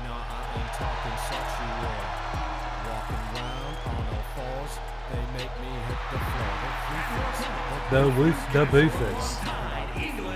Woof woof. 211 pounds. Bring it down. I see them almost every day. You know I stop and say, hey. Flyboy Michael Johnson, former wide champion, former Vidiots champion as well. Smack a bitch, what? Going to war tonight against my cat. How dare he? Here we go, getting underway here. Oh no, hang on a second. Oh no! No! Why is he here? It's the Butterfield champion Gollum. And I may have spoken too soon by saying that Pippa needs to get back to going after championships because this rivalry could well end in a championship opportunity against this wretched little monster. He's gross. Get him out of here. And now Pippa's got to compete with the Butterfield champion Gollum at ringside. Look at those two bystanders. Those two people at ringside just stood to attention immediately. Right, here we go. Let's try and get this match underway. Pippa's got to hopefully focus here. Why is Pippa hurt? I'm sorry, why is Pippa hurt? I don't understand, game. I really don't understand what you're doing half the time. He's heading for Gollum Tree. Joining me live on Gollum Tree, it's Gollum. Michael Johnson snapmare takes down takes down Pippa the cat into the cover. Kick out the 2. Pippa's still going. I don't know why she's hurt. Why has she got a yellow tum-tum? I don't understand. Her psyche was damaged by seeing Gollum. Oh, look at that. Almost a brainbuster there from Michael Johnson to Pippa the cat. And Johnson looking to keep rolling. Springboard. Pippa sidesteps with ease. Pippa very fast. Can easily avoid moves like that. Slingshot sent on from Pippa the cat. Tori, 5-stream street, thank you very much. Gollum sitting on a chair like it's people. Pippa heading to the vet. Hopefully Pippa won't need to head to the vet. I don't like Gollum, you're right, pretending that he's one of us, you know? Because he's not. He's awful. Get him away. Johnson backs Pippa up to the ropes. Referee trying to separate them. Amicable break there, and Pippa able to latch on before Michael Johnson can do anything. And a code breaker there from Pippa the cat. Double knees to the face of Michael Johnson. Pippa with ease leaps to the top rope. And what's she looking to do? Oh, she's getting the zoomies. She's bouncing around. Oh my, I don't know what happened. It doesn't look like it worked though. Michael Johnson able to counter that. And Pippa returning the favour. Big overhand chop and another chop and a snapmare from Pippa. Elbow, I assume. It's a bad angle. We can't really see. Michael Johnson with the counter. Mikey steps in through the middle rope. Pippa slingshots in. Michael Johnson is waiting. Forearm to the spine. Pippa sent into the ropes. Runs back. Michael Johnson showing some technique now. That tilt-a-whirl DDT from Mikey Johnson. And Pippa the Cat is down. Michael Johnson gesturing. Looking to do something. Springboard Hurricane Rana from Michael Johnson. Into the cover. Only a 2 count. Only a 2 count. Come on. It's most of the way to 3. It's pretty good. Pippa fighting out of it. Michael sent into the corner. Pippa does now have a signature. We've seen her get the zoomies before. She's got to stay focused though. She cannot look at that horrible, wretched freak Gollum at ringside. And I think she did. And it's a really bad mishap there. A really bad time for a mistake from Pippa because Michael Johnson was able to counter that signature attempt. Pippa's now lost it. And Mikey Johnson has stolen the signature. So Pippa's back to square one. Basement dropkick to the back of the head of Michael Johnson. And Johnson could be looking for his signature. Big clothesline. And another. And a dropkick or a leg lariat there. Stamping down on Pippa. Pippa slowly dragging us. Oh, look at that. And into the cover. And I think Pippa might not be long for this match. Kick out at 2. Pippa still going. Kip up from Pippa the Cat. And now Pippa looking to get rolling again into a crucifix bomb. Look at that. Very impressive from Pippa, given the amount of damage she's taken in this one. Michael Johnson does have a finisher. Pippa the Cat. No significant moves to speak of. She just needs to stay the course. Make the most of the opportunities that come her way. Top rope. I'm sorry, what was that? A competitor's been eliminated. We might be getting some shenanigans. And in comes Gollum.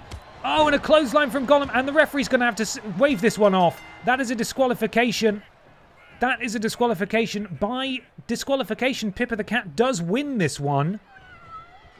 But I don't think we're going to accept that as the outcome to this match because that's not on. And also Gollum's continuing the attack here. These two already brawled all over the ring last week.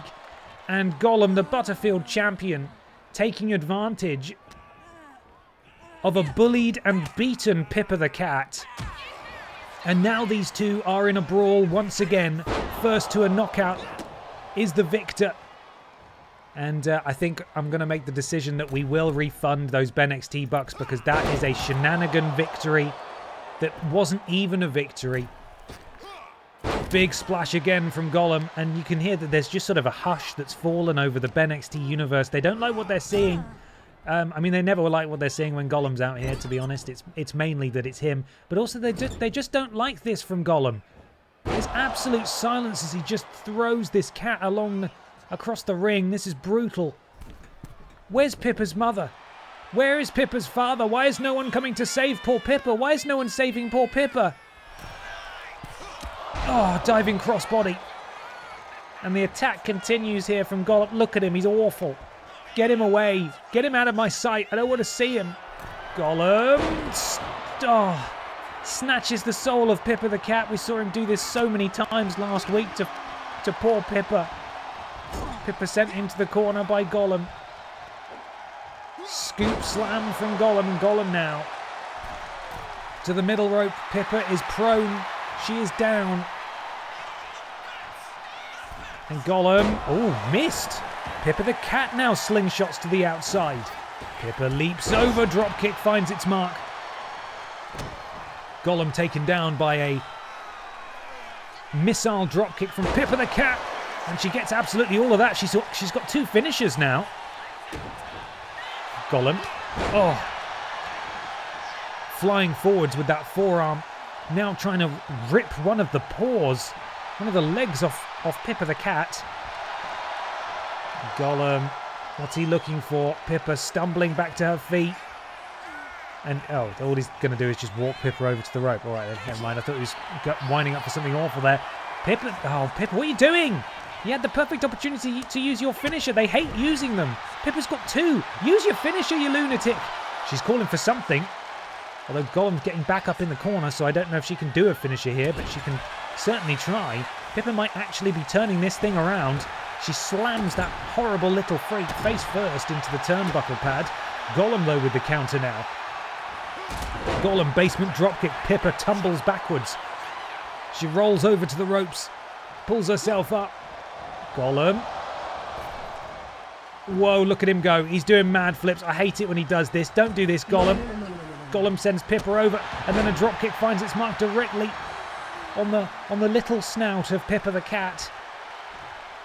Gollum picking Pippa back up to her feet. Gollum now has a signature. Snap suplex from Gollum. And Pippa is rocked once again.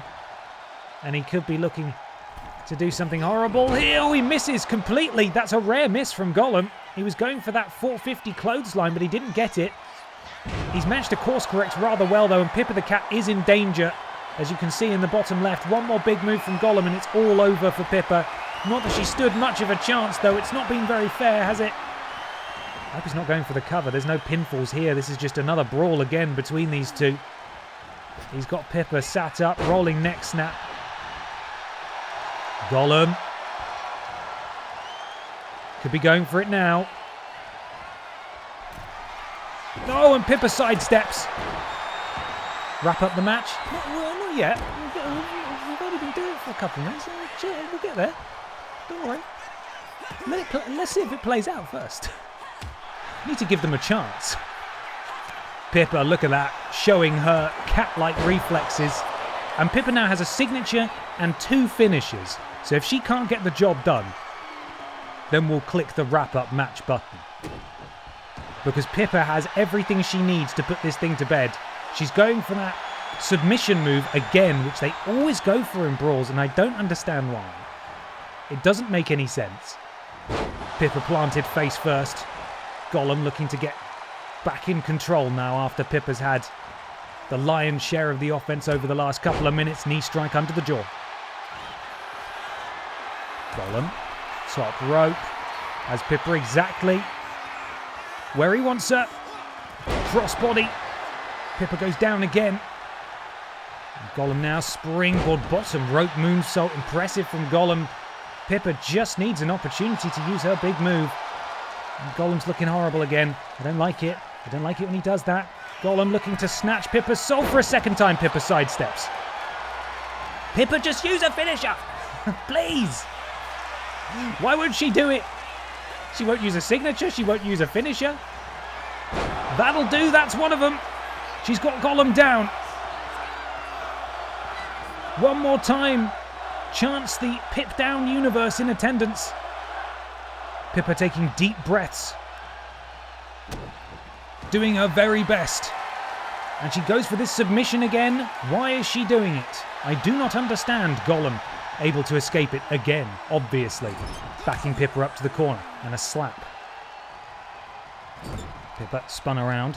Gollum sends her in face first. German suplex with the release. Gollum has his signature. I think it's time to pull the trigger. We'll see what he does up here. Oh, and Pippa with the kip up. Oh, God, why would you even do it? You're not even... She did the kip up, and then she just stood there and got drop kicked. I don't understand. Wrap-up match. Here we go. They're going to go for their biggest moves now.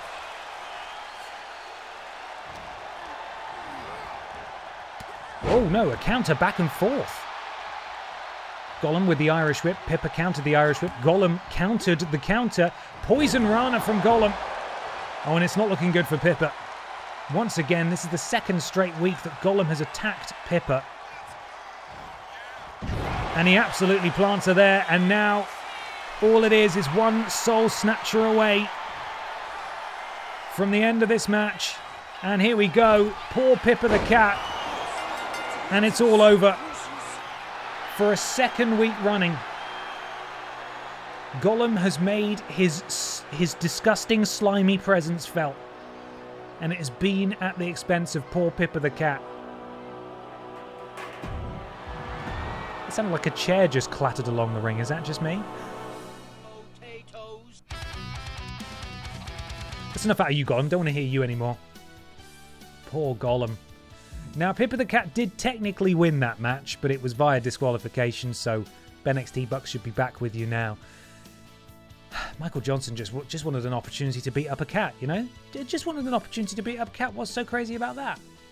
Apologies to Wozlo there. That resub came in the thick of the action, the wide of the action there. Thank you so much. 9 months. Gollum, hardly know him.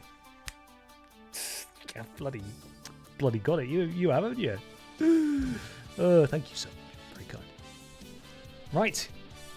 It is time, my friends, for the Little Kong Strong Tables match.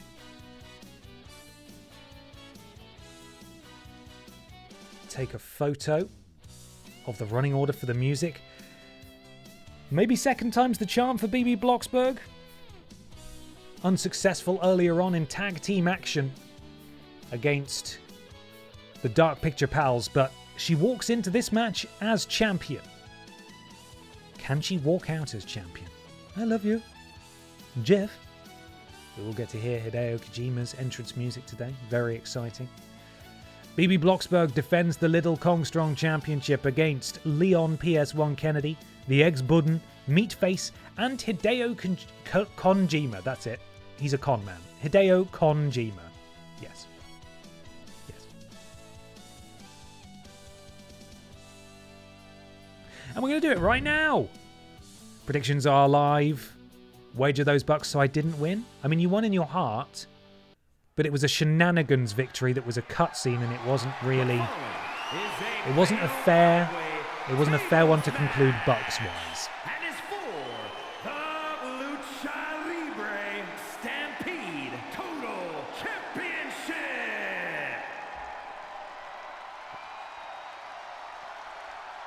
And here comes the champion. Introducing the champion, representing B&B from Germany, the Lucha Libre Stampede Total Champion, BB Blocksberg. BB Blocksberg, the custodian of the 96th present, the current custodian of the Little Kong Strong Championship. She's in her first reign with the title, and she looks to join the very, very select few who have successfully retained the championship. This, of course, being in a tables match. Anyone could slam anyone through the table. She wouldn't have to be anywhere near it, and she could lose the championship.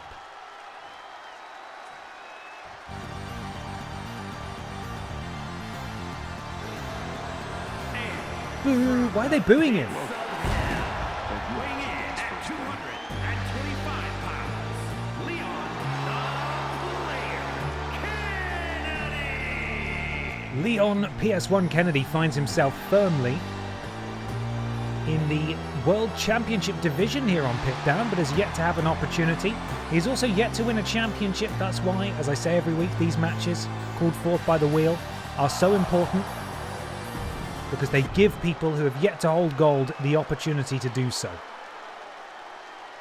And Leon could well grab his first one here tonight. Hi, gang. Someone who has held this championship before, however, is this man. The Ex-Budden. Tokyo, Japan, weighing in at 190 pounds, Luchador.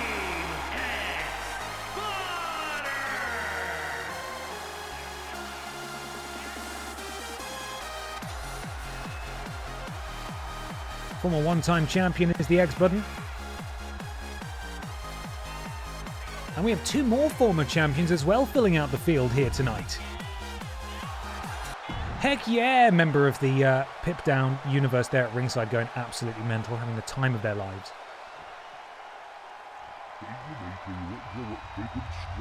Eat your meat or you won't grow up big and strong, is what Meatface's mother said to him. Was Meatface born or created? That's the question. Either way, he has won this championship in the past. Looking to claim his second time with the gold here tonight. It's taken ages. Come on, Meatface, stop milking it. Your own pace. I think someone in the production truck just set off a piece of pyro there to try and encourage him to start making his entrance. Prediction stats, thank you, Trailing Badger. BB Blocksberg, 10%. Leon PS1 Kennedy, 23. X-Button, 32. Meatface, 24. And Hideo Kojima, 12%.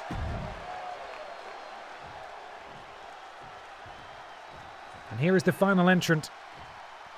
Ladies and gentlemen, please welcome our industry icon, Mr. Hideo Kojima.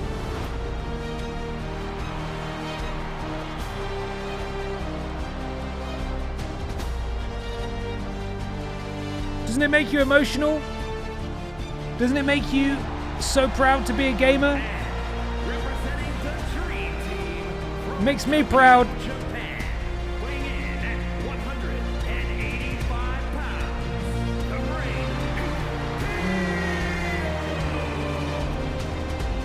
Hideo Kojima and Jeff Keighley, both former Little Kong Strong champions. Haven't seen them tag for a minute. Are they still buds? Who knows? I hear Jeff gate crashed. Just a nice quiet lunch that Hideo was having by himself. He just can't get away from him. Tonight he has gotten away from him. He wrestles alone. Yeah, it looks like he's been on the energy drinks. Is this entrance long enough for us to get to the end of the song? I hope so. I might need to skip ahead a bit.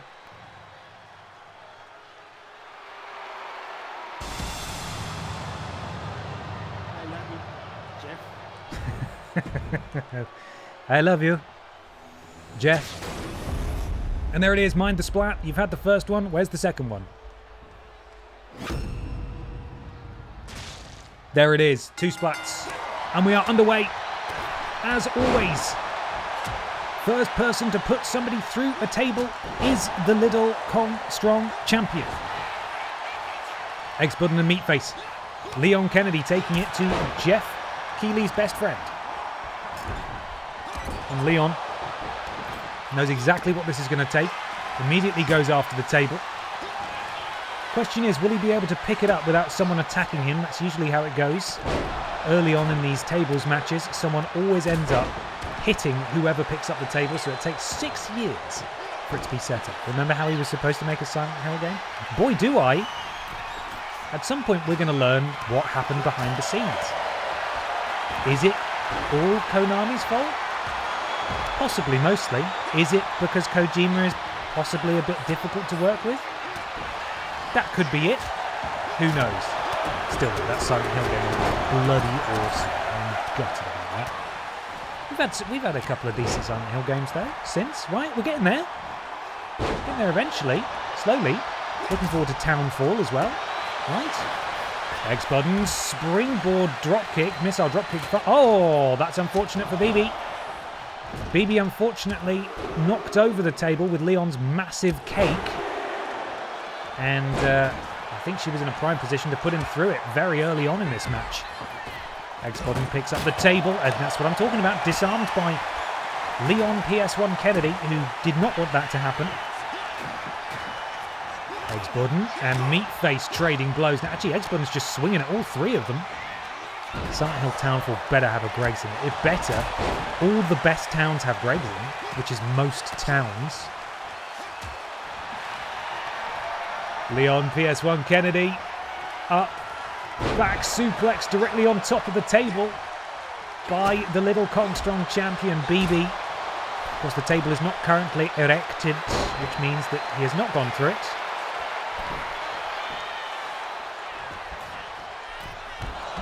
Hideo, not really sure what to do with himself. BB uses the table to knock him down, and she has managed to... No. She tried to set up the table, and then it fell down. Kojima playing possum, out goes Meatface.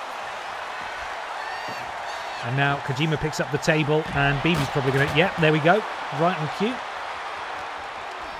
taking the table right off him. Back elbow from BB. And now, I'm not sure what BB Blocksberg's game is here. I think she's just earned herself a finisher. She has. The crowd are chanting for tables. Little do they know that these guys are fighting for their lives to actually pick up a table. Every time they do, oh, sheer drop brainbuster from Leon Sex Kennedy. And then smacked in the face.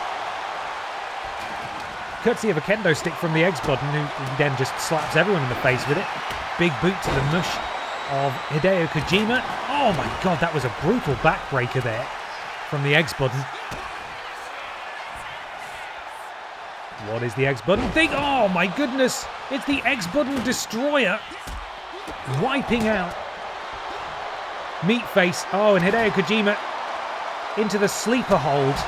Of course, submissions are not going to win this match, but still, if he severely incapacitates a member of the opposing forces here, then that's only going to work out in his favour. X-Button just having a 5-star match on his own with Hideo Kojima in the middle of the ring, and I think he might have landed awkwardly on that table, which is explaining why he's getting back to his feet so gingerly.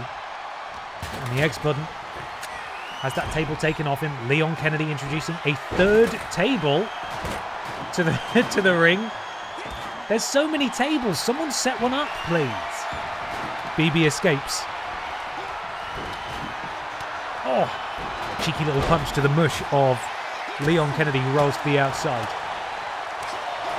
Big chops and strikes.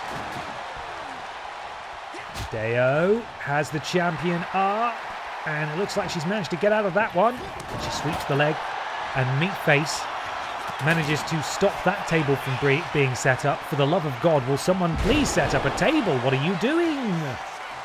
Oh, a double side Russian leg sweep there from Meatface and X-Button. BB smacks X-Button in the face.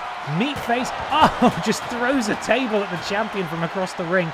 It's not how that works. It's not aerodynamic at all.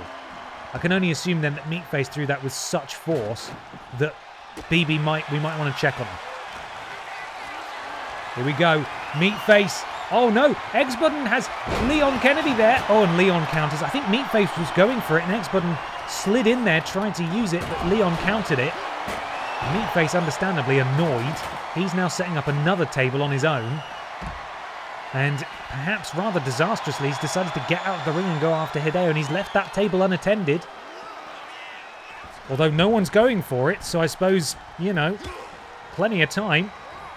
Oh, and now Meatface sent over the top rope. His hard work setting up that table, he might not be able to take advantage of it. We've got 4 people inside the ring. X-Button.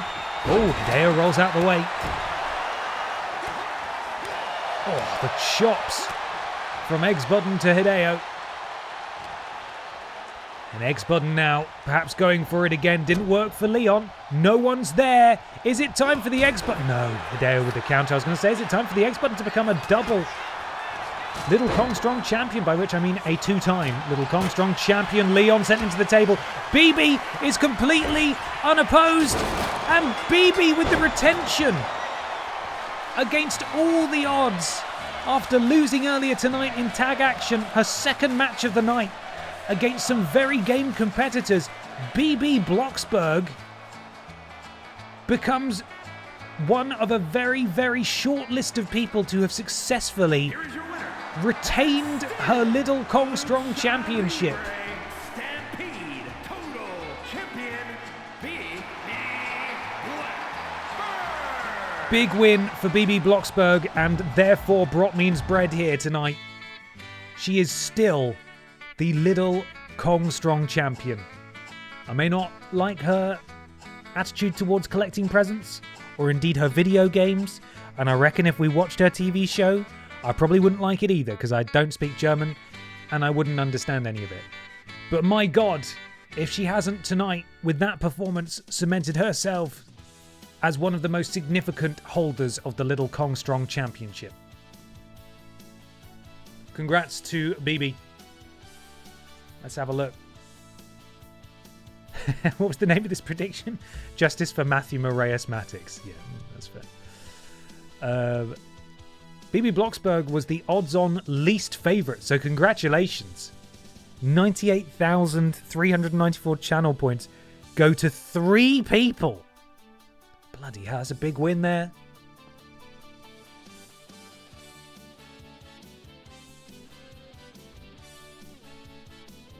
But we got to keep on rolling, guys.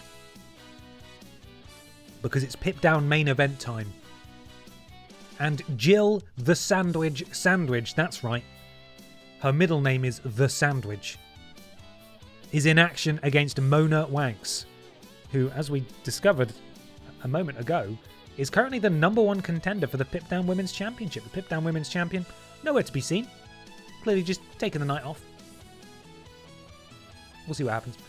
What's the next pay-per-view? I'm not sure. We should be able to see it, hopefully, once we finish this show. It's probably maybe 1 or 2 more in-game weeks away. And then we'll be at the next pay-per-view. Predictions are live. Sandwich versus Wanks.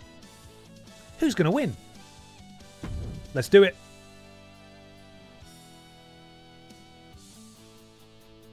Bum bum bum bum bum bum bam. That was too close. You were almost a Jill Sandwich. Jill Sandwich. Barry, thanks for saving my life. Jill Sandwich currently championshipless. Is scheduled for one fall. Making her way to the ring, Jill Sandwich. Lord Brotovich, of course, doesn't like her because Jill Sandwich was the one who dethroned him as Butterfield champion. Jill Sandwich, the 2nd Butterfield champion in history. After Lord Brotovich is the 1st. She's had a crack at the Women's World Championship, was unsuccessful. And tonight she goes into battle against the #1 contender for that same championship.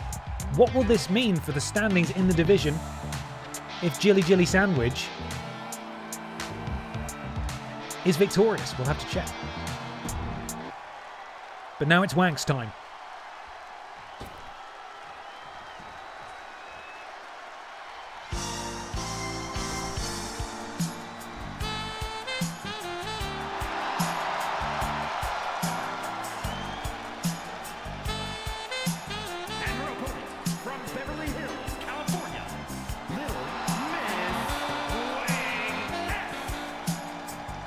Getting a lot of Wanks time this season.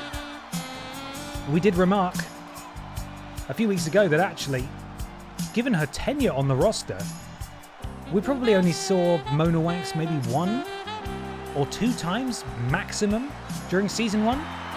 Seems like we can't go a week without having a bit of Wanks. #1 contender for the Pip Down Championship in action against Jill Sandwich.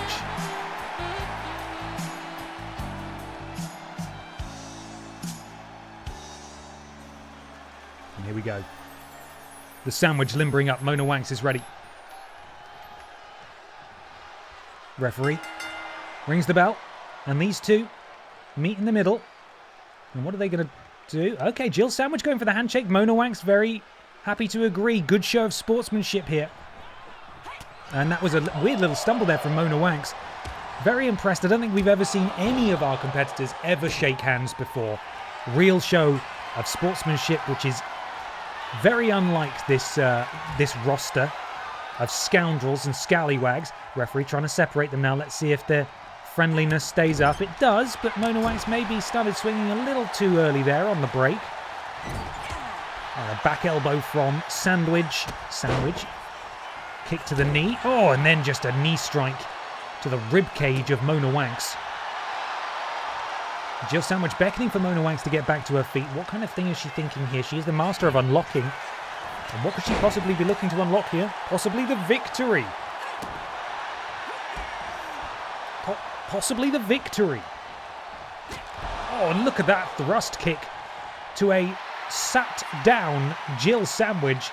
And Mona Wanks perhaps starting to demonstrate just why she is the #1 contender. Look at this athleticism, the head scissors, the takedown in the process. And Wanks up to the middle rope. Jill Sandwich getting back to her feet now, and Mona Wanks misses with that kick, but she doesn't miss with that. The Thez press and the right hand's raining down on the berayed head of Jill Sandwich. Mona Wanks isn't done yet. Going after the arm. That is, of course, the sandwich arm of Jill Sandwich. How on earth is she going to sandwich after this? Top rope. Mona Wanks stood fully upright. What's Wanks thinking? Oh, look at that. Meteora basically the entire way across the ring. Very impressive. Into the cover. Referee runs around the entire thing. Does a lap first. Only a 2 count. Jill Sandwich still alive. Wanks staying on the aggression. Head scissors leg lock there. Oh, and that thrust kick found its mark, didn't it? Directly into the schnoz of Wanks. And Mona Wanks still stalking Jill Sandwich, who is really on the back foot here. Jill Sandwich really hasn't gotten much going at all. Stunner over the top rope and Sandwich tumbles to the outside. The fillings are everywhere. There's a piece of lettuce in the front row. A tomato spilled out next to commentary. It's a disaster! Look at that. A real athlete is Mona Wanks. And Jill Sandwich taking the time to taunt, but that might be a bad idea. That was weird. Actually, that worked out rather well. Jill with Wanks on her shoulder. Look at that power slam from Jill Sandwich now, starting to get rolling potentially. Boot to the midsection and then to the face as well. And again. Oh. Brutal. Jill Sandwich has found something that's worked and she's trying to just repeat it as often as she can. Mona Wanks does now have a signature.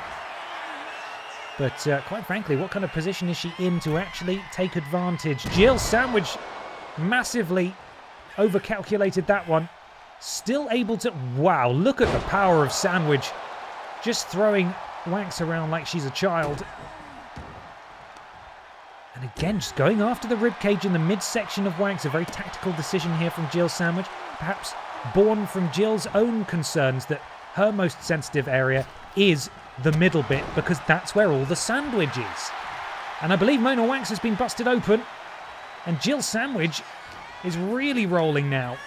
Mona Wanks has had absolutely nothing to say for the last few minutes. Back elbow from Jill Sandwich.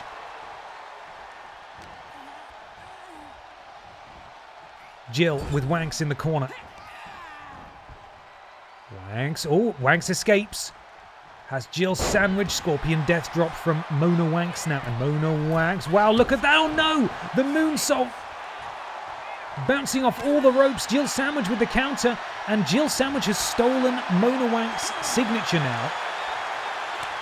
So Mona Wanks is starting from scratch, although she is closing in on a finisher there at the bottom left that you can see. But Jill Sandwich now has a signature. These two slapping the proverbial piss out of one another. Big strikes, counter, and now a punch. Oh, punches back and forth now. Who's going to come out on top of this particular exchange? I think they're going to maybe trade blows now. They're still doing it.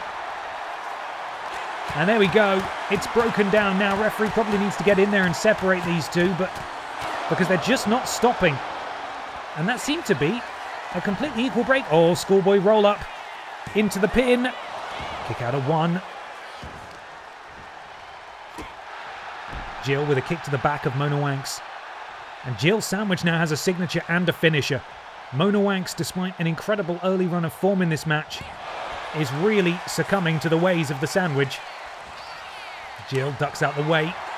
Still eats a strike in the end. Mona Wanks, code red. Into the cover. Is this going to be it? Mona Wanks hits her biggest move. Oh, God, that was definitely 3. That was absolutely a 3 count, but the referee says it was 2. And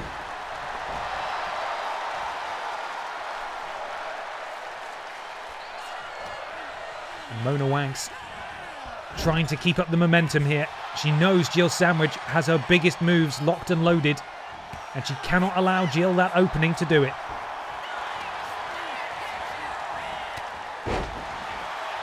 And into the cover off the back elbow. Surely that's not it. Kick out at 1. Jill just looking for that opening. I think she might have it here. Oh, knee to the temple. Driving in, and Jill's still not done. She's got 2 finishes, but she's not put this one to bed just yet. Now, however, it might be time for Jill Sandwich. Big right hand. The master of unlocking. Jill Sandwich absolutely plants Mona Wanks, and surely that's going to do it for this one. No, it's not. Somehow, Mona Wanks dug deep inside and was able to kick out, but Jill Sandwich is doing the right thing, thank God, and going for a second finisher. The master of unlocking. You've got to take your hat off to Mona Wanks. She really gave it her all here tonight, kicking out of the master of unlocking twice. Are you joking? That's ridiculous. What are you doing, Wanks? Mona Wanks. Oh, Jill rolls through into the cover. Is that going to do it? Oh, she's managed to win off the roll-up. Jill Sandwich with... Oh, no. And here comes the women's champion. No rest for the wicked. Oh, dear. Jill Sandwich with the victory. But it's Barb Pistot here who ends up standing tall at the end of the night. What a match between those two.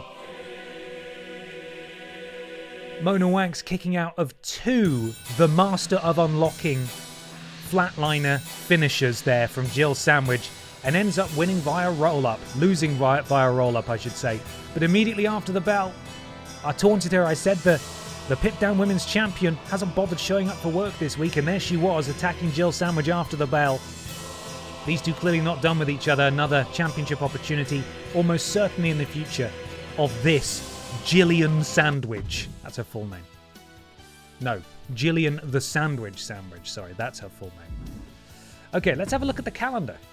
So we're a couple of weeks out from Billy in the Bank. There's a little sneak peek at some of the rivalries that are taking place. We will, of course, need to have 2 ladder matches to crown a Billy in the Bank, if you're unfamiliar with what Billy in the Bank is. It's based, of course, on the real life Money in the Bank, where there is a briefcase suspended from a cable over the ring, and usually it's like 6. It's probably way more, but we're going to do 6. 6 people will be in that match trying to climb the ladder, retrieve the briefcase. There's a match for the women, there's a match for the men. If they get the briefcase, inside is a contract that allows them to cash in on their world champion at any time. So if that champion is hurt, like we saw there, imagine Jill Sandwich was the champion and Barb Pistot had the briefcase. She could cash in then, smack them in the back of the head, just pin them immediately, win the championship. So that's the goal. That's hopefully what we're going to do.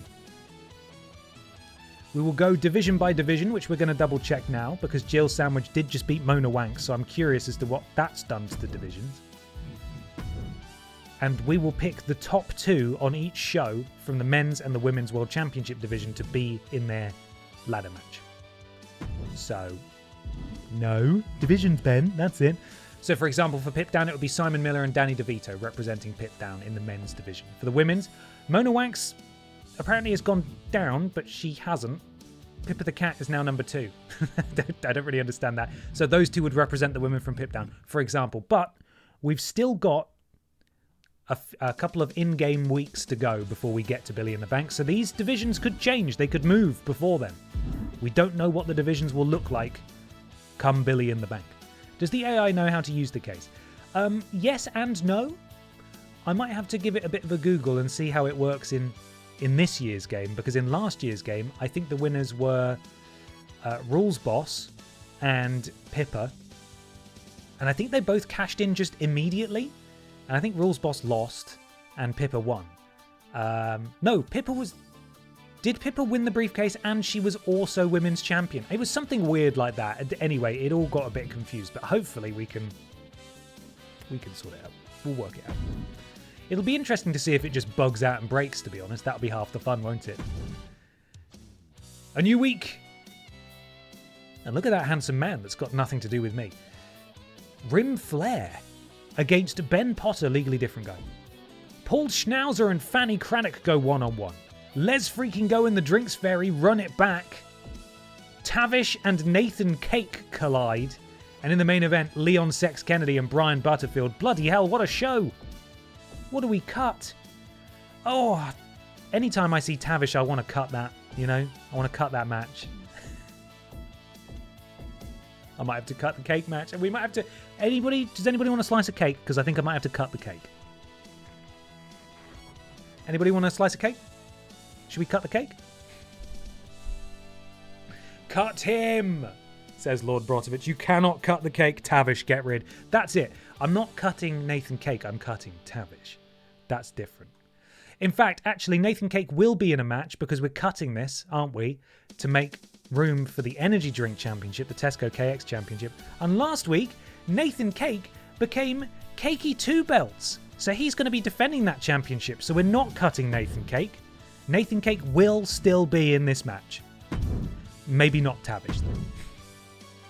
Now we're alternating between a Battle Royal and a tables match for this particular belt. And I believe last time it was a Battle Royal. If I remember rightly, I might need to consult the Oracle. Let's see, justice for our Welsh King. Let's have a look. Where are we?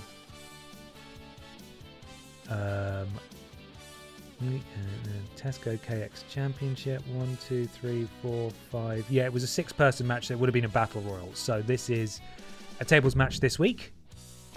5-way, of course. Can I still get a slice of cake? Yes, you can. And I'll tell you why. Because I've got about 1/5, being very precise here, of a very stale birthday cake in the kitchen. It was from my birthday.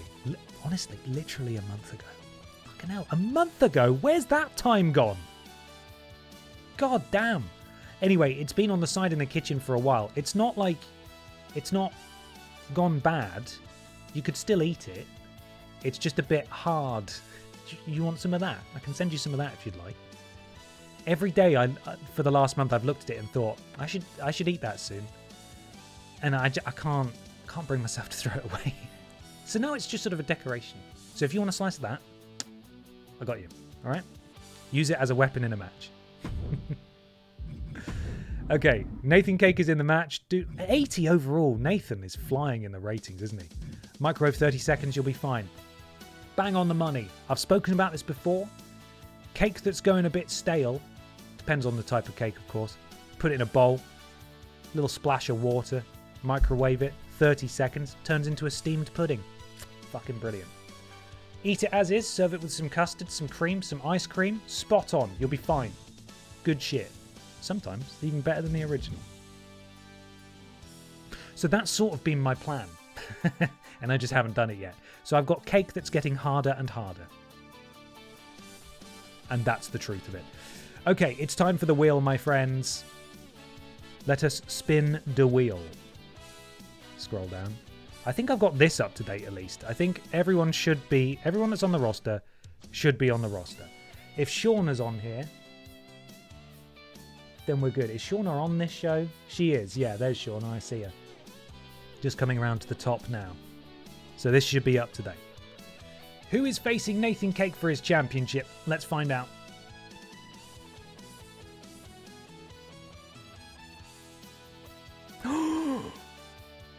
Way! Here she comes, making her actual in-ring debut. It's Shauna. Shauna. In fact, has she had a match already? She probably has. Shauna has been called by the wheel. Rigged somehow. Spin again. Who's next? Who's next? The Rimflare's already in a match. Oh, it's nearly rules, boss. Rimflare is already in a match. We spin again. Come on. Come on. Oh, no. Ashley Olsen has already held this championship, but she's going in again. 2 more spaces remain. Who have we got?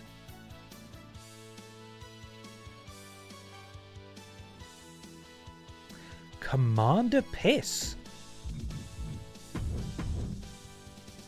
The Piss family already holds 1 of the energy drink titles. Imagine if they grabbed 2. Nathan needs 2 belts to fit around him all the way. It's true. It is true. Because we saw from the back it didn't fit. So. And Is she's not, is she still the Monday Night Babs Women's Champion? I can't even remember. I've not seen her for a minute. Hannah Montana, let's double check. She is.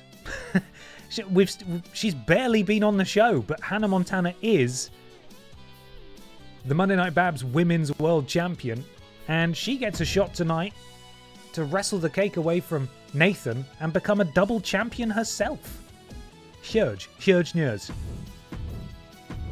Select the championship, Tesco KX. Give that a save, and that's a pretty good looking Monday Night Babs card if I do say so myself, which I do, I'm saying it. There we are, I've said it.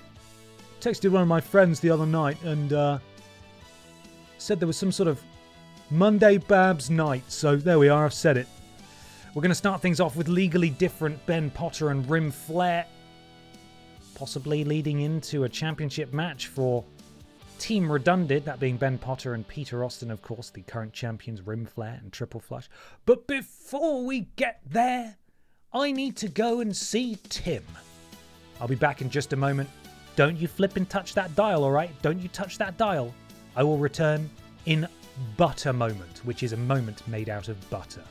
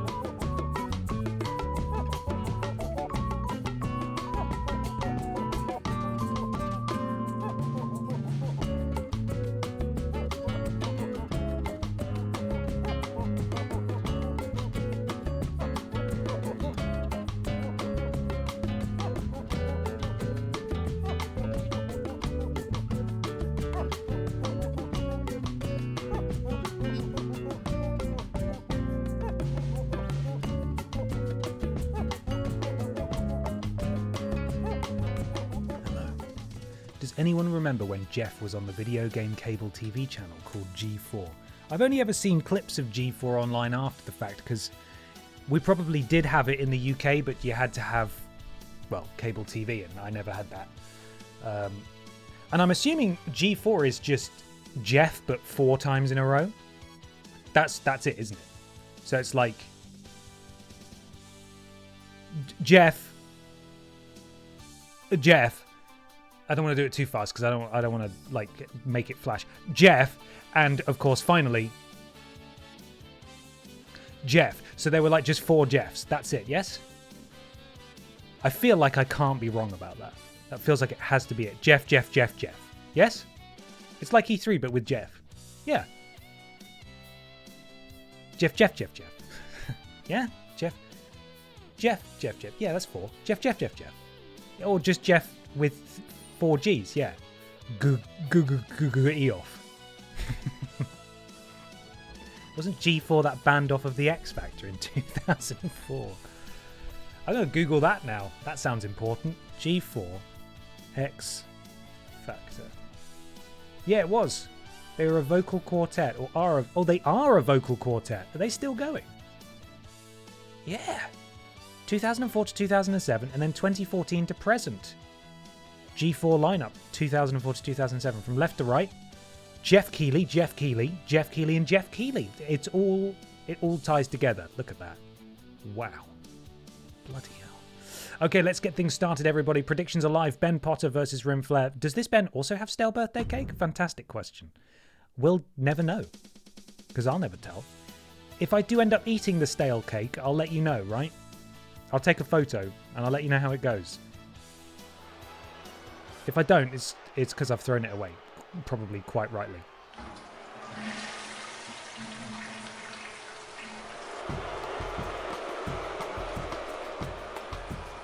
The following contest is scheduled for one fall.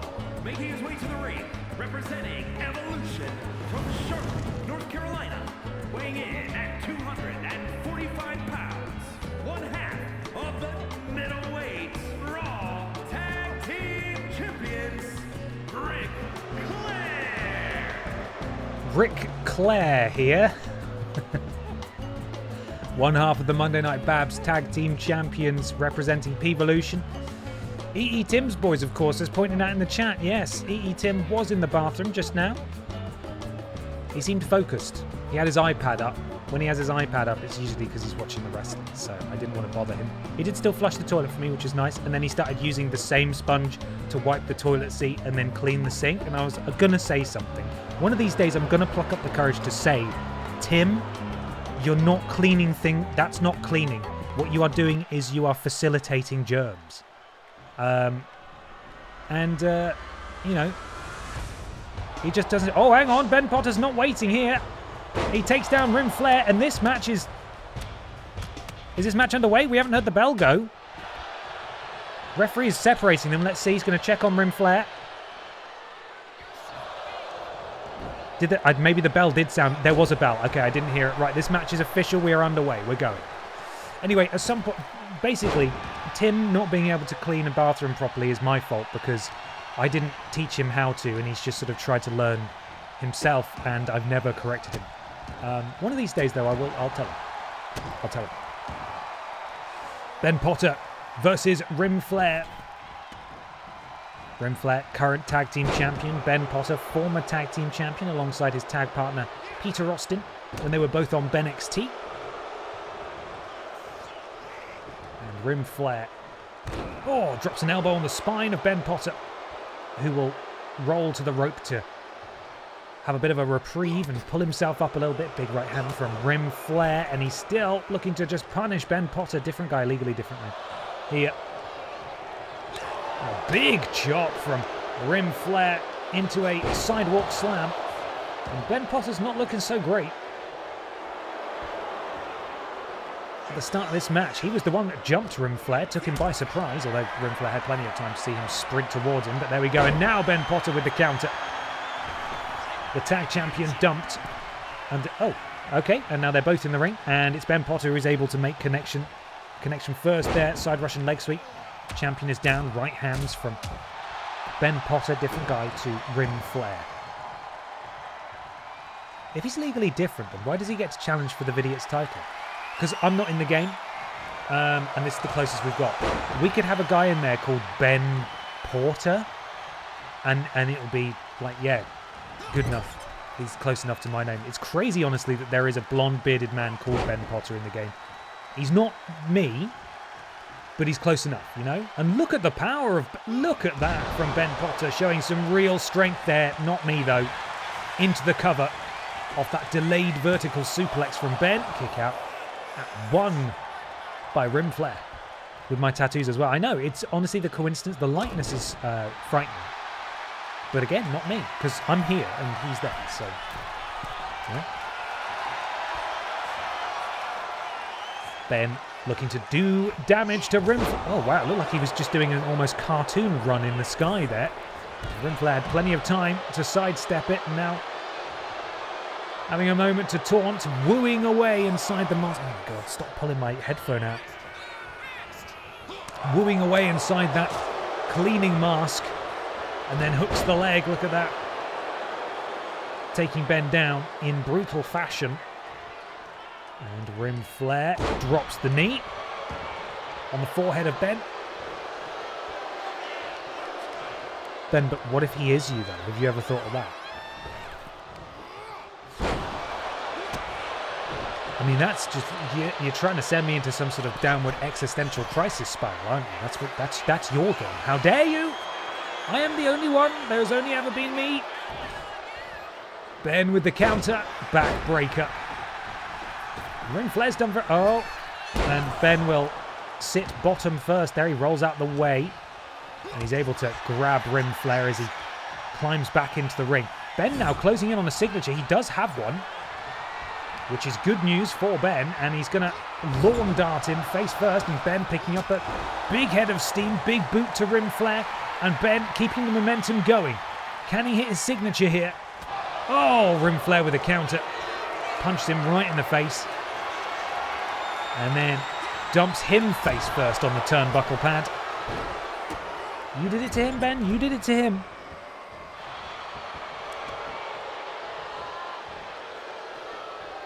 Boos raining down as one half of the tag team champions. Oh no, counter from Ben. Rim Flare sent into the corner, and now Ben's going for it again. Doesn't matter if you're wearing those masks. Big boot.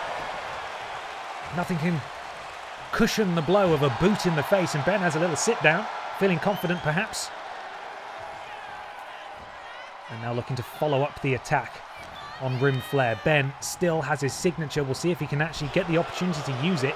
He seems to be allergic to it at the moment. Counter from Ben Potter.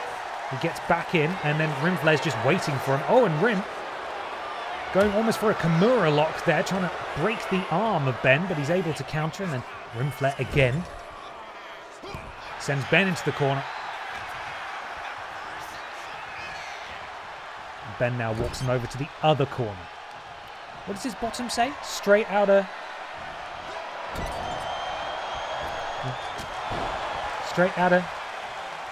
Ben. Stay still. BENXT. And Ben again. You feel the confidence growing, but every minute he wastes here not using his signature or finisher is a minute that Rim Flare gets closer to his. And Rim Flare, after this move, will have his signature, and that is entirely on Ben. That's just a tactical mishap. Oh, back suplex on the hardest part of the ring. Misses with the chop, which opens the door for Ben. Ben, Fisherman. Oh, Fisherman driver there from Ben, I believe is what you'd call that. Not entirely sure. Referee starts his count. Misses with the knee drop. Rim Flare gets out of the way. Rim sends Ben face first off the ring apron after dumping him back first a minute ago. Some dirty doings being done on the outside. Count of 6 now. Ben with the counter. They need to get back in the ring. Ben obliges. Sends the tag champ inside. And Ben now sending Rim Flare into the ropes. Ben, look at that! The knee strike, that was Ben's signature. And he's now going to go for his finisher. Possibly. We'll see. Can he actually do it? The stunner! The piss-warm stunner from Ben Potter. Legally different guy into the cover. This could be a huge victory here tonight over one half of the tag champs, and he's done it. Ben Potter manages to defeat one half of the tag champs here tonight, furthering this feud as he and Peter Austin, Team Redundant, slowly build towards a shot at the tag team titles. Here is your winner, Ben Potter! Again, legally different guy, but didn't he do well? Yes is the answer. He did great. And unfortunately for Rim Flare, he'll have to lick his wounds and go back to the P-Volution locker room without a victory here tonight. Up next, though, the controversial one is in action. Paul Schnauzer taking on Fanny Craddock. God knows what's going to happen in this one. I can't stop losing. I'm so sorry. I'm so sorry. GM Ben Potter would never allow wrestler man Ben Potter to lose. Hey! I mean, I don't know. GM Ben Potter is another guy who's not me. So, and also the general manager of Monday Night Babs is Here Comes the Pain Babs. So, there's several degrees of separation here, alright? I am a different man. So there. Schnauzer, Craddock, one-on-one. Get ready, everybody. Because it's about to get controversial. Controversial. Yeah, let's go with that. Good pronunciation there, I think. The Jack Sinister, thank you so much for the resub. 7 months. Loads of emotes. Thank you very much, Jack. I hope you're well. Hope you've had a good day.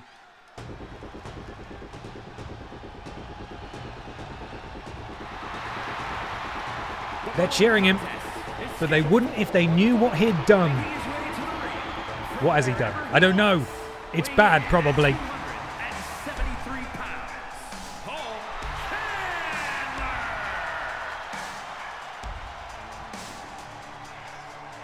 How many Ben Potters are there? There's only 3 Ben Potters. I think so, yeah. There's me. Right, there's obviously me. There's Wrestler Ben Potter, there's General Manager Ben Potter. So that is 3. That is 3. Schnauzer mouthing off against another member of the audience. Don't! He's threatening to strike a member of the audience again. We've had a word with him about that, but he's not stopping. He's just a proper wrong-un, is this Schnauzer.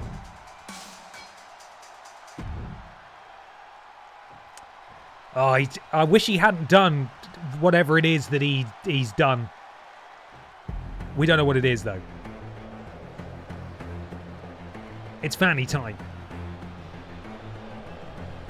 I love Schnauzer and Fanny. Super tough one to choose who to support. Here she comes in her 101 Dalmatians jacket.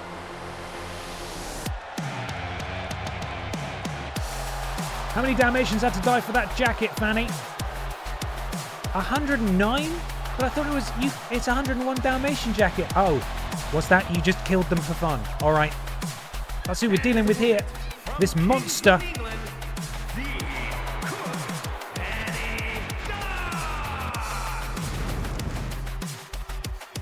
Fanny Craddock with her crazy entrance music and her murder coat. Possibly the 2 most controversial members of the entire roster. Apart from that fish, who's just completely normal. A completely normal fish. Nothing controversial about that at all. Facing off for the first time ever. Schnauzer. Hungry. Ready. Fanny. Incapable of cooking. Also here. Oh, Fanny Craddock before the bell, rushing Paul Schnauzer, but he's having none of that. Big right hand and then a headbutt. And that's what you get for jumping the queue, Fanny Craddock. Oh no, this is the same move we saw Dr. Hill do. Oh, the arms locked behind the legs of Schnauzer, and then those heavy forearms coming down on a defenseless Fanny Craddock. Have we seen the Pufferfish in Season 2? I don't know that we have. He's definitely on the roster. Fanny using some of her technical prowess to manipulate the joints and take down Schnauzer. And here we may be seeing it again. She's got a hold of that hand. Using it as leverage, locking it up behind a hammerlock there. And she may be going for the other arm now. And that's not easily done. Paul Schnauzer, he's a thick boy. He's got a lot of meat on him. A lot of muscle. And it's going to be difficult for her to even manipulate those joints in the first place. But I tell you what, it doesn't matter how big they are. If you kick them in the temple, they're going to go down. And Fanny Craddock now, oh God, again, manipulating the joints. That's hard. And then rolls through into a pin. Only a 1 count. No, not his schnauzing hand. Fanny Craddock staying on the offense. Off the ropes. Leg drop. And Schnauzer not looking too great so far, I had to say, didn't I? Every time I say it. Every time I say it. But Fanny able to escape. Schnauzer grabs her again. Big lariat. And down goes Craddock. Stomping on the midsection of Fanny Craddock and now making his way around to the back of the head. He's a vindictive bugger, isn't he, this Schnauzer? How did he get that scar? Maybe that's part of the reason why he's so problematic. However, he ended up getting that scar. Oh, and Fanny Craddock with the roll-up. Into the cover. Oh, and Paul Schnauzer able to reposition. Now they break up. Fanny rolled over. Craddock walk. Oh, big slap to the face of Paul Schnauzer. And now trying to choke the life out of the problematic one. Over that top rope. And Paul Schnauzer with a counter. Fanny Craddock sent into the corner. Big right hand from Schnauzer. Schnauzer. Big back elbow. And Schnauzer continuing. Oh no, Fanny Craddock kicked him in the bottom. That's embarrassing. I don't know how long Fanny Craddock thinks her arms are there, but she missed with that chop. And now these two are just going to start punching each other in the face. We knew it probably wouldn't take long until this happened. Both quite underhanded individuals between these 4 ropes. Technically, there are 12 of them. 16 of them. Hello? No, 12 of them. That's right. You got it right. Believe in yourself, Ben. Don't second guess yourself, even though you're usually wrong. And it's Fanny Craddock who comes out on top in that particular exchange. Fanny Craddock signature, ready to go. Schnauzer, signature, ready to go. Fanny Craddock, oh my God, she near enough kicked his head off his shoulders.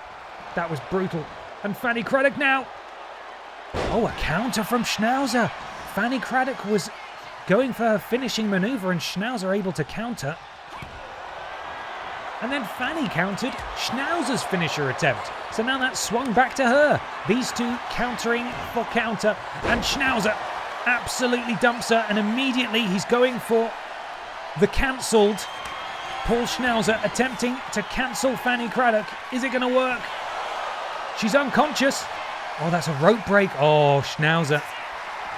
He used it. He managed to connect with that cancel choke. But because Fanny Craddock managed to fall right next to the ropes, that was considered a rope break. Referee had to not count that submission, and Fanny now able to float out the back door. Whoa, and drags Schnauzer into position. But for what? Oh, look at that. Submission, devastating. Is Schnauzer going to tap? Will Schnauzer tap to Fanny? Fanny, the cattle mutilation locked in, but Schnauzer able to escape and kicks her in the back of the head. For good measure. Now, Schnauzer up. Big splash to the back of a prone Fanny.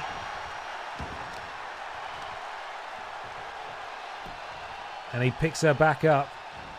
Off the ropes. Big boot to the face.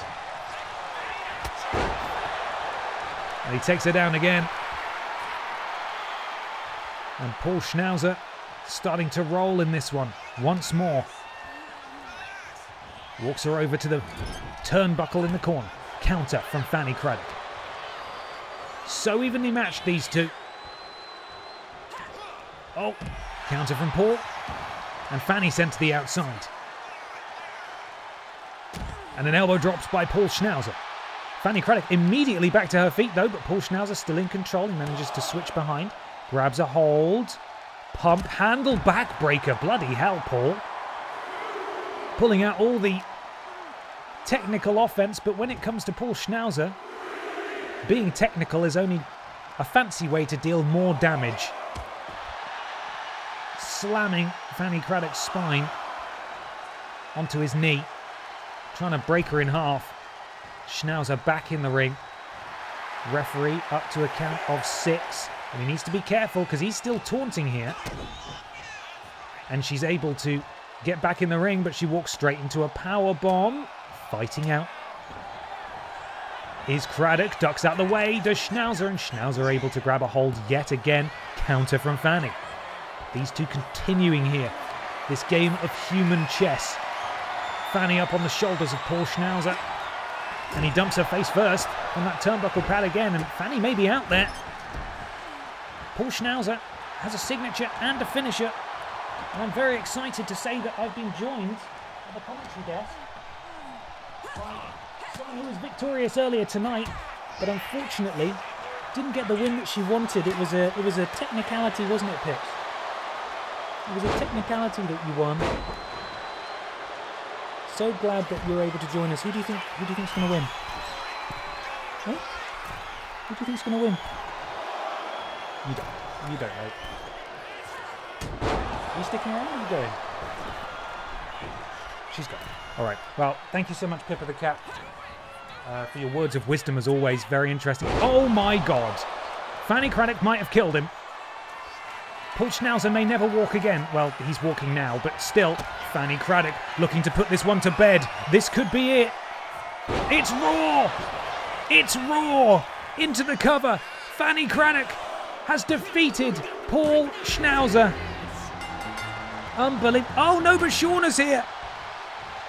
Oh, and Shauna takes them both down. Shauna drops Fanny Craddock and Paul Schnauzer. And we're going to see her in action in a minute. I don't have enough time to even get the wide camera ready to go because, wow, what does it mean? What does it mean?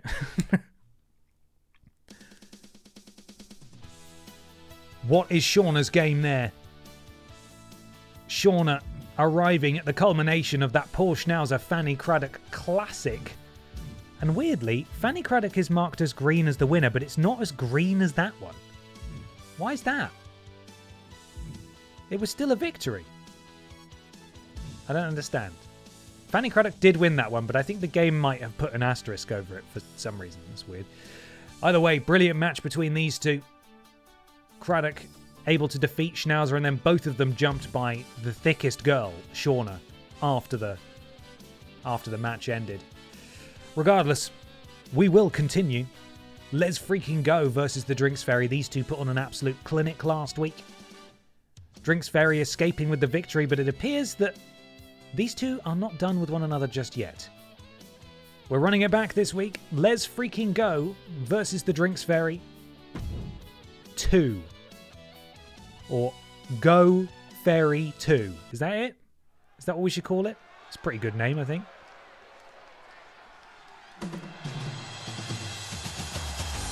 Here he comes. Wit Woo. No, that's not it. I thought Let's Go was out for every time, man. Every flipping time. I think I've got it right, and then like, no. From Newcastle upon Tyne, England,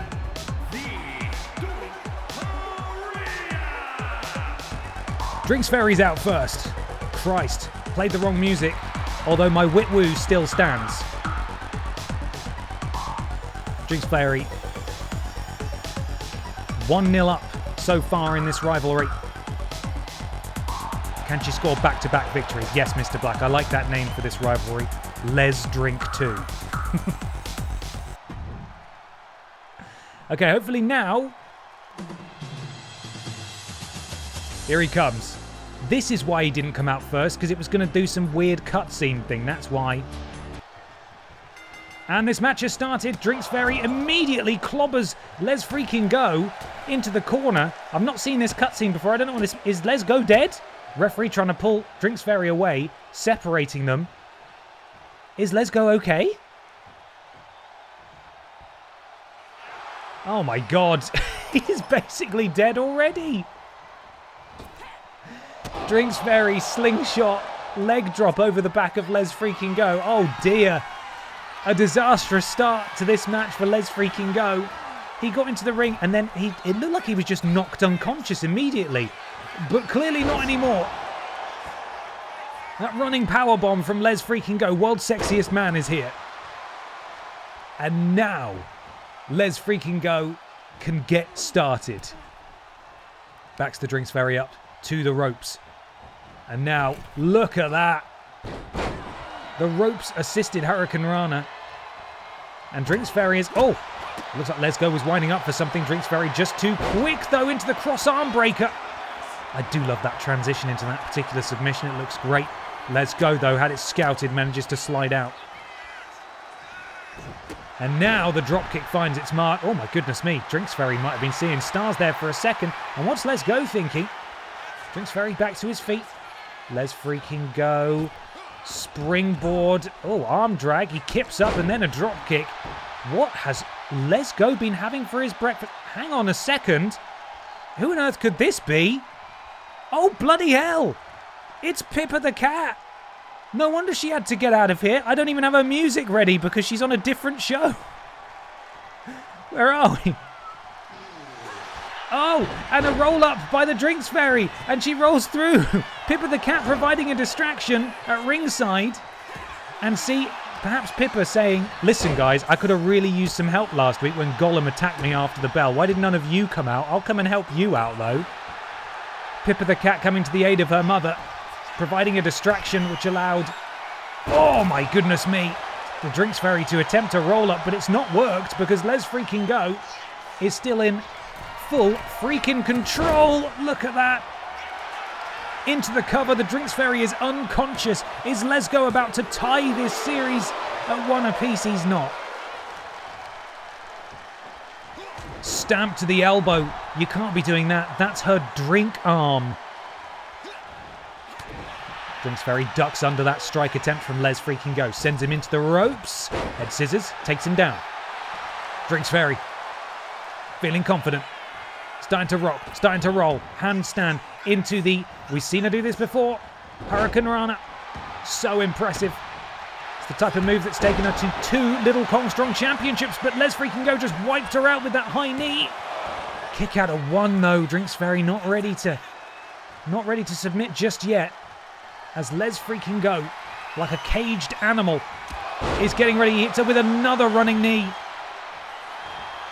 But Drinks Fairy was playing possum. She's rolled him up for a second time. Kick out. Not even a 1 count there. Drinks Fairy rolls through. Leaps straight to the top rope.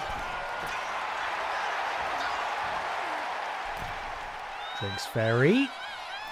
Les Freakin' Go in the drop zone. He catches her though. And a massive running powerbomb yet again from Les Freakin' Go, who has come to BENXT Season 2 with all sorts of new tricks up his sleeve. I had to say it, and now he's just standing there doing nothing. Les Freakin' Go about to do something really impressive. Oh my god, he nearly took me out. Is everyone okay at home? Is everyone okay? Did Les Freakin' Go just wipe out the camera? Did he come through your television screens? Is everyone alright? Oh, and a backstabber from the Drinks Fairy. Les Freakin' Go, understandably perhaps a bit discombobulated after jumping through everyone's screens at once. The cameraman is dead. Les Go sent... Oh, and Drinks Fairy just showing off. Getting back into the ring, and she took a bit too long potentially because Les Freakin' Go was able to connect first, and now these two start to exchange blows here. Les Freakin' Go with a signature very nearly. He has a finisher. Drinks Fairy has a signature and a finisher. Really, as is usually the case in these matches, it's... Oh my goodness me, the thrust kick from Les Go. It's whoever's going to connect with their big moves first. World's Sexiest Man 2025, currently in control. Plants the Drinks Fairy, and now he could be looking for something ridiculous. Oh my god, there's his signature. It's the world's sexiest spinny splash, I think is what that's called. And Les Freakin' Go now might be going for world's sexiest man. He's got it. Oh no. Les Freakin' Go fighting from underneath this entire match. Maybe about to put down the Drinks Fairy, and he's leveled this series at 1 apiece. This will go to a 3rd match. We will get Les Drink 3. Les Freakin' Go 1, Drinks Fairy 1. Drinks Fairy pulled out all the tricks in the bag here. Punched him in the face immediately, almost knocked him unconscious it seemed. And then Pippa the Cat coming out for the distraction. But miraculously, against all the odds, Les Freakin' Go, World's Sexiest Man 2025, has leveled the series. And look at him go. Go Les, go Les, go Les. That's what they all say. Who are they, you ask? I don't know. But that's what they're all saying. It's true. Fantastic match. Fantastic matches so far on this Monday Night Babs. It's been brilliant. And we're looking to continue that momentum with our pre-main event for the Tesco KX Championship. Cakey 2 belts. Nathan Cake, the PlayStation Nation champion and the Tesco KX champion, tonight defends against Shauna, the former Tesco KX champion, Ashley Olsen, Commander Piss, and the Monday Night Babs Women's World Champion, Hannah Montana. Anyone could win! Will Nathan Cake become the first in history to retain his championship, though? In this, the Monday Night Babs Energy Drink Division. We'll find out in just a moment. Swarthy Mofo, thank you so much for the resub. 13 months. That's bloody brilliant, that is. I appreciate you. I hope you're doing well. If Les is doing a spinny splash, can I suggest the world sexiest man splash and world spent WHIRLED? I love it. That's brilliant. You're going to have to remind me, but I like that a lot. Predictions are now live. Wager those bucks like you can't take them with you. You got 2 more streams between now and the next BENXT to build up some more. You'll be fine. You'll be fine. Just be active in chat. Be watching live. Get yourself some bucks, my friends. Get yourself some bloody bucks. And think, if you win big, you're going to have even more. It's just maths. It's not gambling. It's just maths, okay? It's very simple. Right, I'm going to take a photo of the running order, and this time, I expect no shenanigans. I would really like people to come out in the order that I am expecting. Thank you very much. And we're starting with the thickest there is. Very exciting. We get to present this in wide vision as well, which is huge.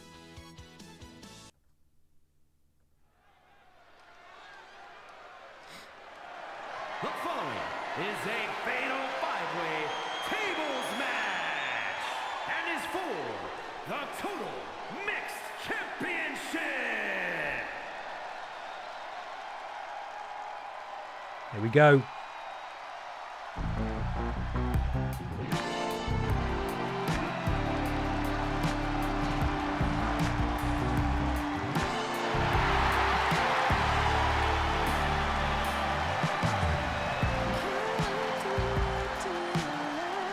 Come on, Shaw, stop. Don't keep us waiting. Just making us wait.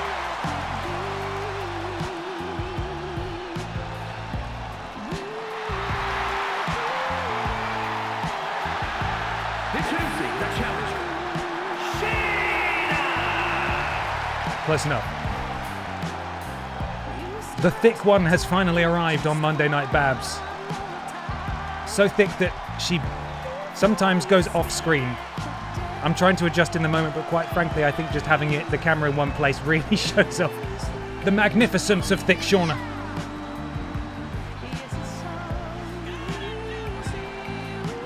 Shauna marches into battle for not only her first match, but also for a championship. Imagine if she was able to get her wrestling career off to a start any better than winning a championship day one. Shauna's ready, but are we ready for cakey 2 belts?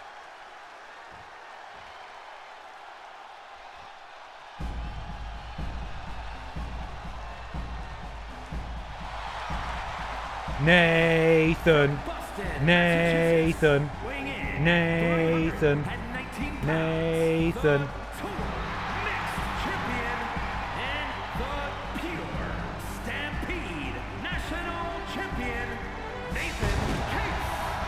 Nathan Cake, the PlayStation Nation champion, and last week made history when he became the first double title holder in the short history of the Monday Night Babs brand.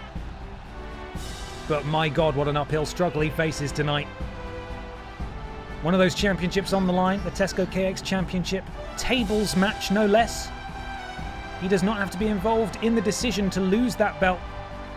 Shauna could put someone else through, and he walks out with just one title tonight. But regardless, even though there's hard work still to come for cakey 2 belts, he still should soak in the majesty of this moment, having earned the right to walk into battle tonight as a double champion. Emotionally prepare yourself for Ashley Olsen.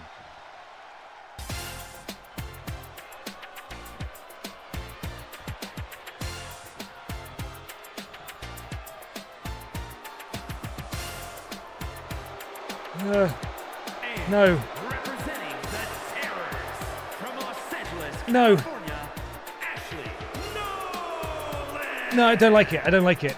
I don't like it. Can we just... Where's the... Can I move... How do I get out? That's better. That's... Yeah, let's just... This is a safe distance. We're at a safe distance. She can't hurt us here. You're looking at a former Tesco KX champion here. Both her and her sister, Mary-Kate, have held this championship. It's only been around a few weeks. And both of this twin sister tag team have managed to capture this gold.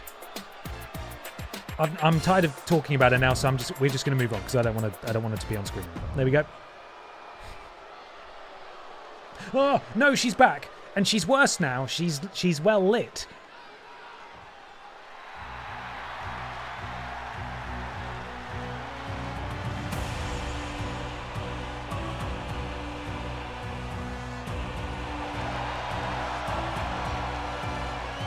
This is Commander Piss's third crack at the Tesco KX Championship. Her third try.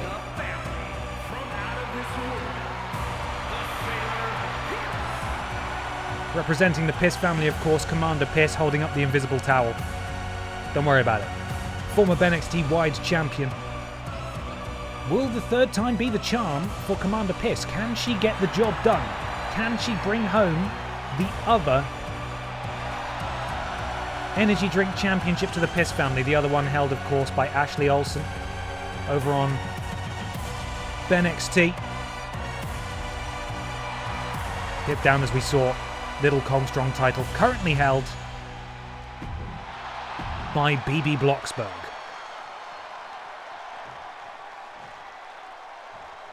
And the final entrant is the reigning Monday Night Babs Women's World Champion, Hannah Montana.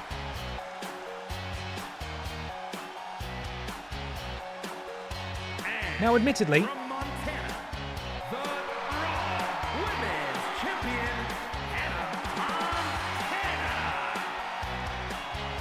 I do not believe that she has had any championship defences yet. Either way, though, she's the first holder of that title, and I think she won it in fairly impressive fashion as well, so she's going to be one to watch out for in this match. Speaking of which, it's time to get things started. Please mind the splat.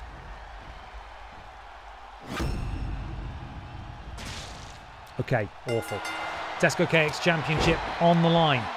Nathan Cake, a springboard back elbow to precisely no one.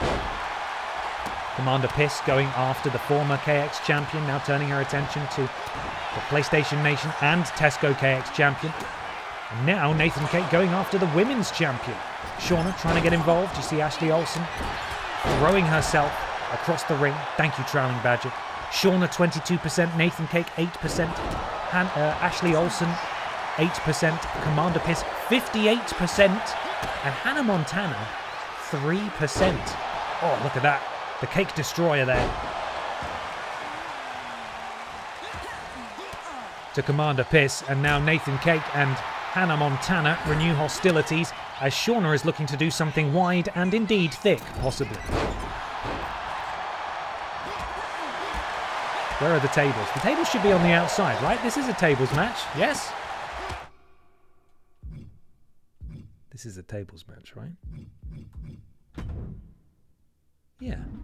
You panicked me there for a second. They just haven't introduced any yet. There should be some on the outside. Yeah, there they are. I see them. Shauna with Hannah Montana up on her shoulders. An impressive showing for Shauna would be just what she needs. Imagine if she was able to deal some real damage to the Monday Night Babs Women's Champion here. What would that mean for the future of Shauna? Would she get an opportunity at the gold at some point? As Hannah Montana successfully sets up a table, which is a good start, and now it's been ruined. Shauna slid into the ring. She is wide. She clipped the table and it's gone down. Nathan Cake now knows what he needs to do. He's not doing it though, and he's about to drop the table. He's giving it to Ashley Olsen, who clocks him in the head with it. Shauna back in the ring. And Ashley Olsen ducks behind, looking for the unprettier. Gets it. Poor Shauna. As the women's champion is taking it to Commander Piss, Nathan Cake rolls back into the ring.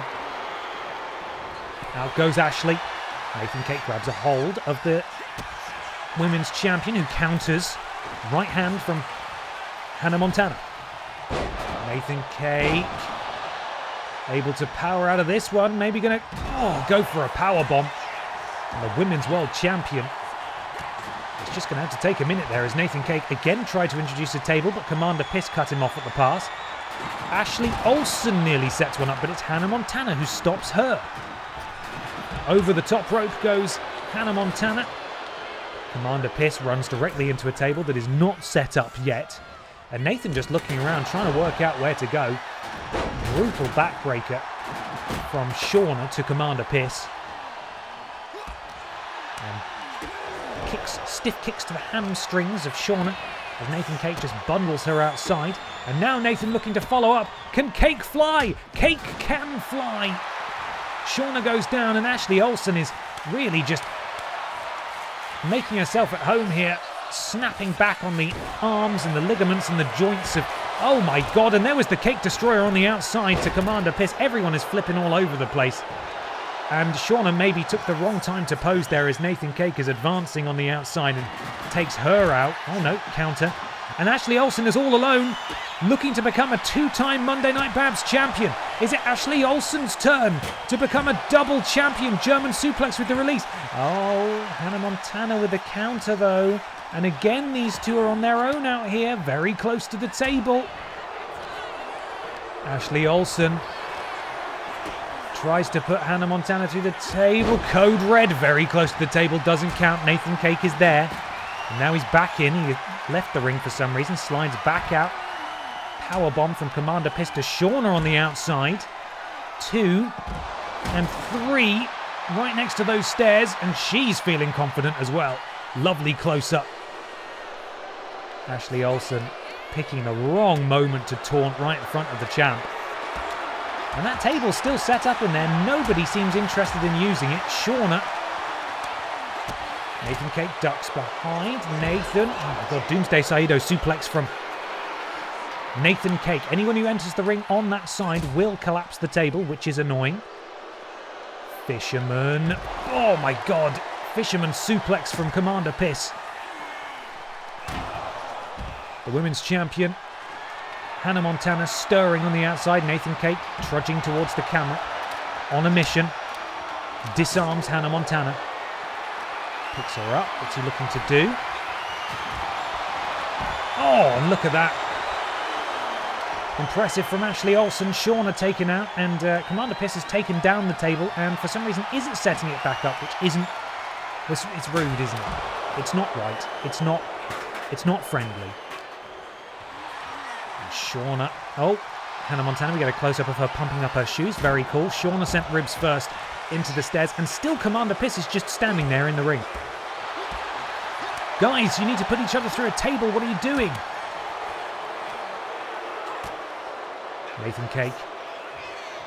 Oh, on the receiving end of a double team move there from Ashley Olsen and Hannah Montana. Shauna back in the ring, and now Commander Piss has someone to play with. So now she decides to go after the table and gets interrupted.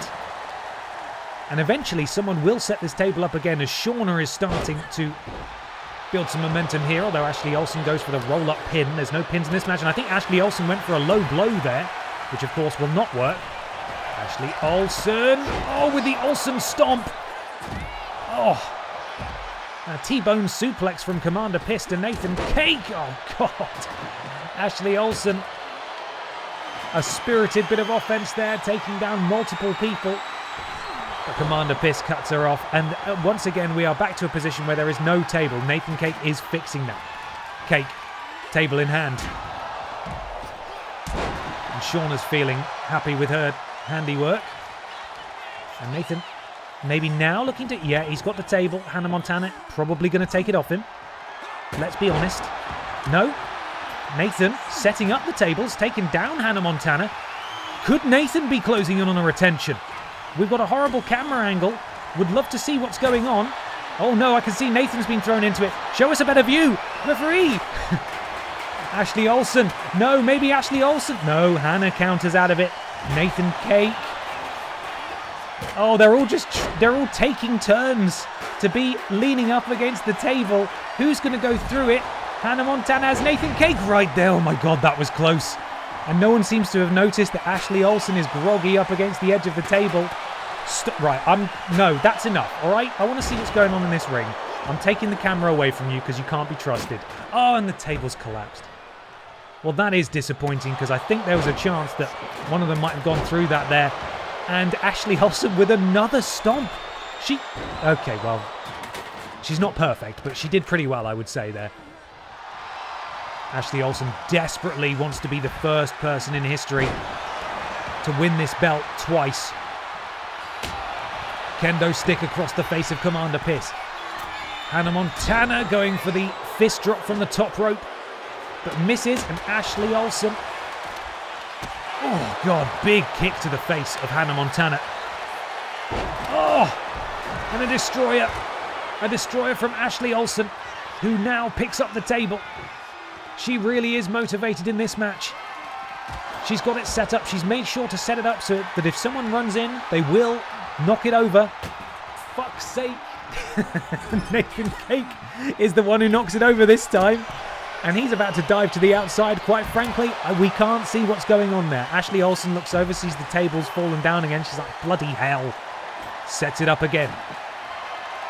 Walks over. Fetches Hannah Montana, who does counter. Nathan Cake on the outside, I think, is about to collapse the table again. Yes, he is. Good boy. Well done. And then he rolls out the ring. Fantastic. Shauna now back in the ring. Hannah Montana watches Shauna pick up the table, then says no. Oh, but hang on. Nathan Cake on the outside. He's got a table set up. There's no one there. Is Nathan Cake about to get a retention here? He walks over. Nathan's done it! Nathan Cake retains his crown against all odds. Cakey 2 Belts continues the unstoppable march of full fat Cake. He's done it. Everybody else was so preoccupied inside the ring that no one was paying attention to Nathan Cake on the outside. He's played an absolute blinder there. Still double champion, still Tesco KX champion, the first in history to hold 2 belts at the same time on Monday Night Babs, and now the first in history to retain the Tesco KX champion. Nathan Cake is on the ride of his life, and nobody can stop him. Cake for all. Cake for all. Cake for all. Hello? Mild spoiler about what may or may not happen at the opening match of next week. Cake was just 1 million IQ with the tables and ringside thing. I know.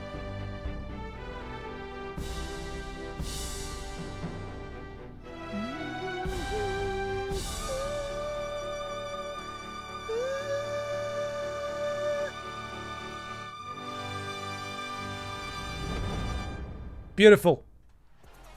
Absolutely beautiful. We're getting one last little panoramic view of the arena. People starting to file out now, because apparently there's an England match on.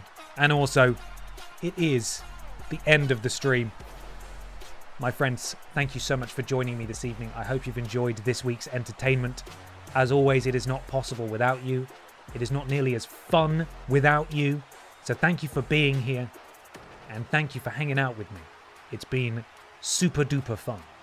There is an episode of Worst Games Ever out this weekend for patrons. There was a podcast out today for patrons. Full episode of Worst Games Ever out for everybody next Sunday. And we're going to raid Buddy Games now, as we always do. So come along, drop them a follow if you haven't already. Thank you so much for everything. I appreciate you all immensely. Have a fantastic rest of your week. Have a lovely weekend. Be safe. Be happy. Take care of yourselves. And I will see you next week for some Pokemon. All right. Take care, everyone. Bye!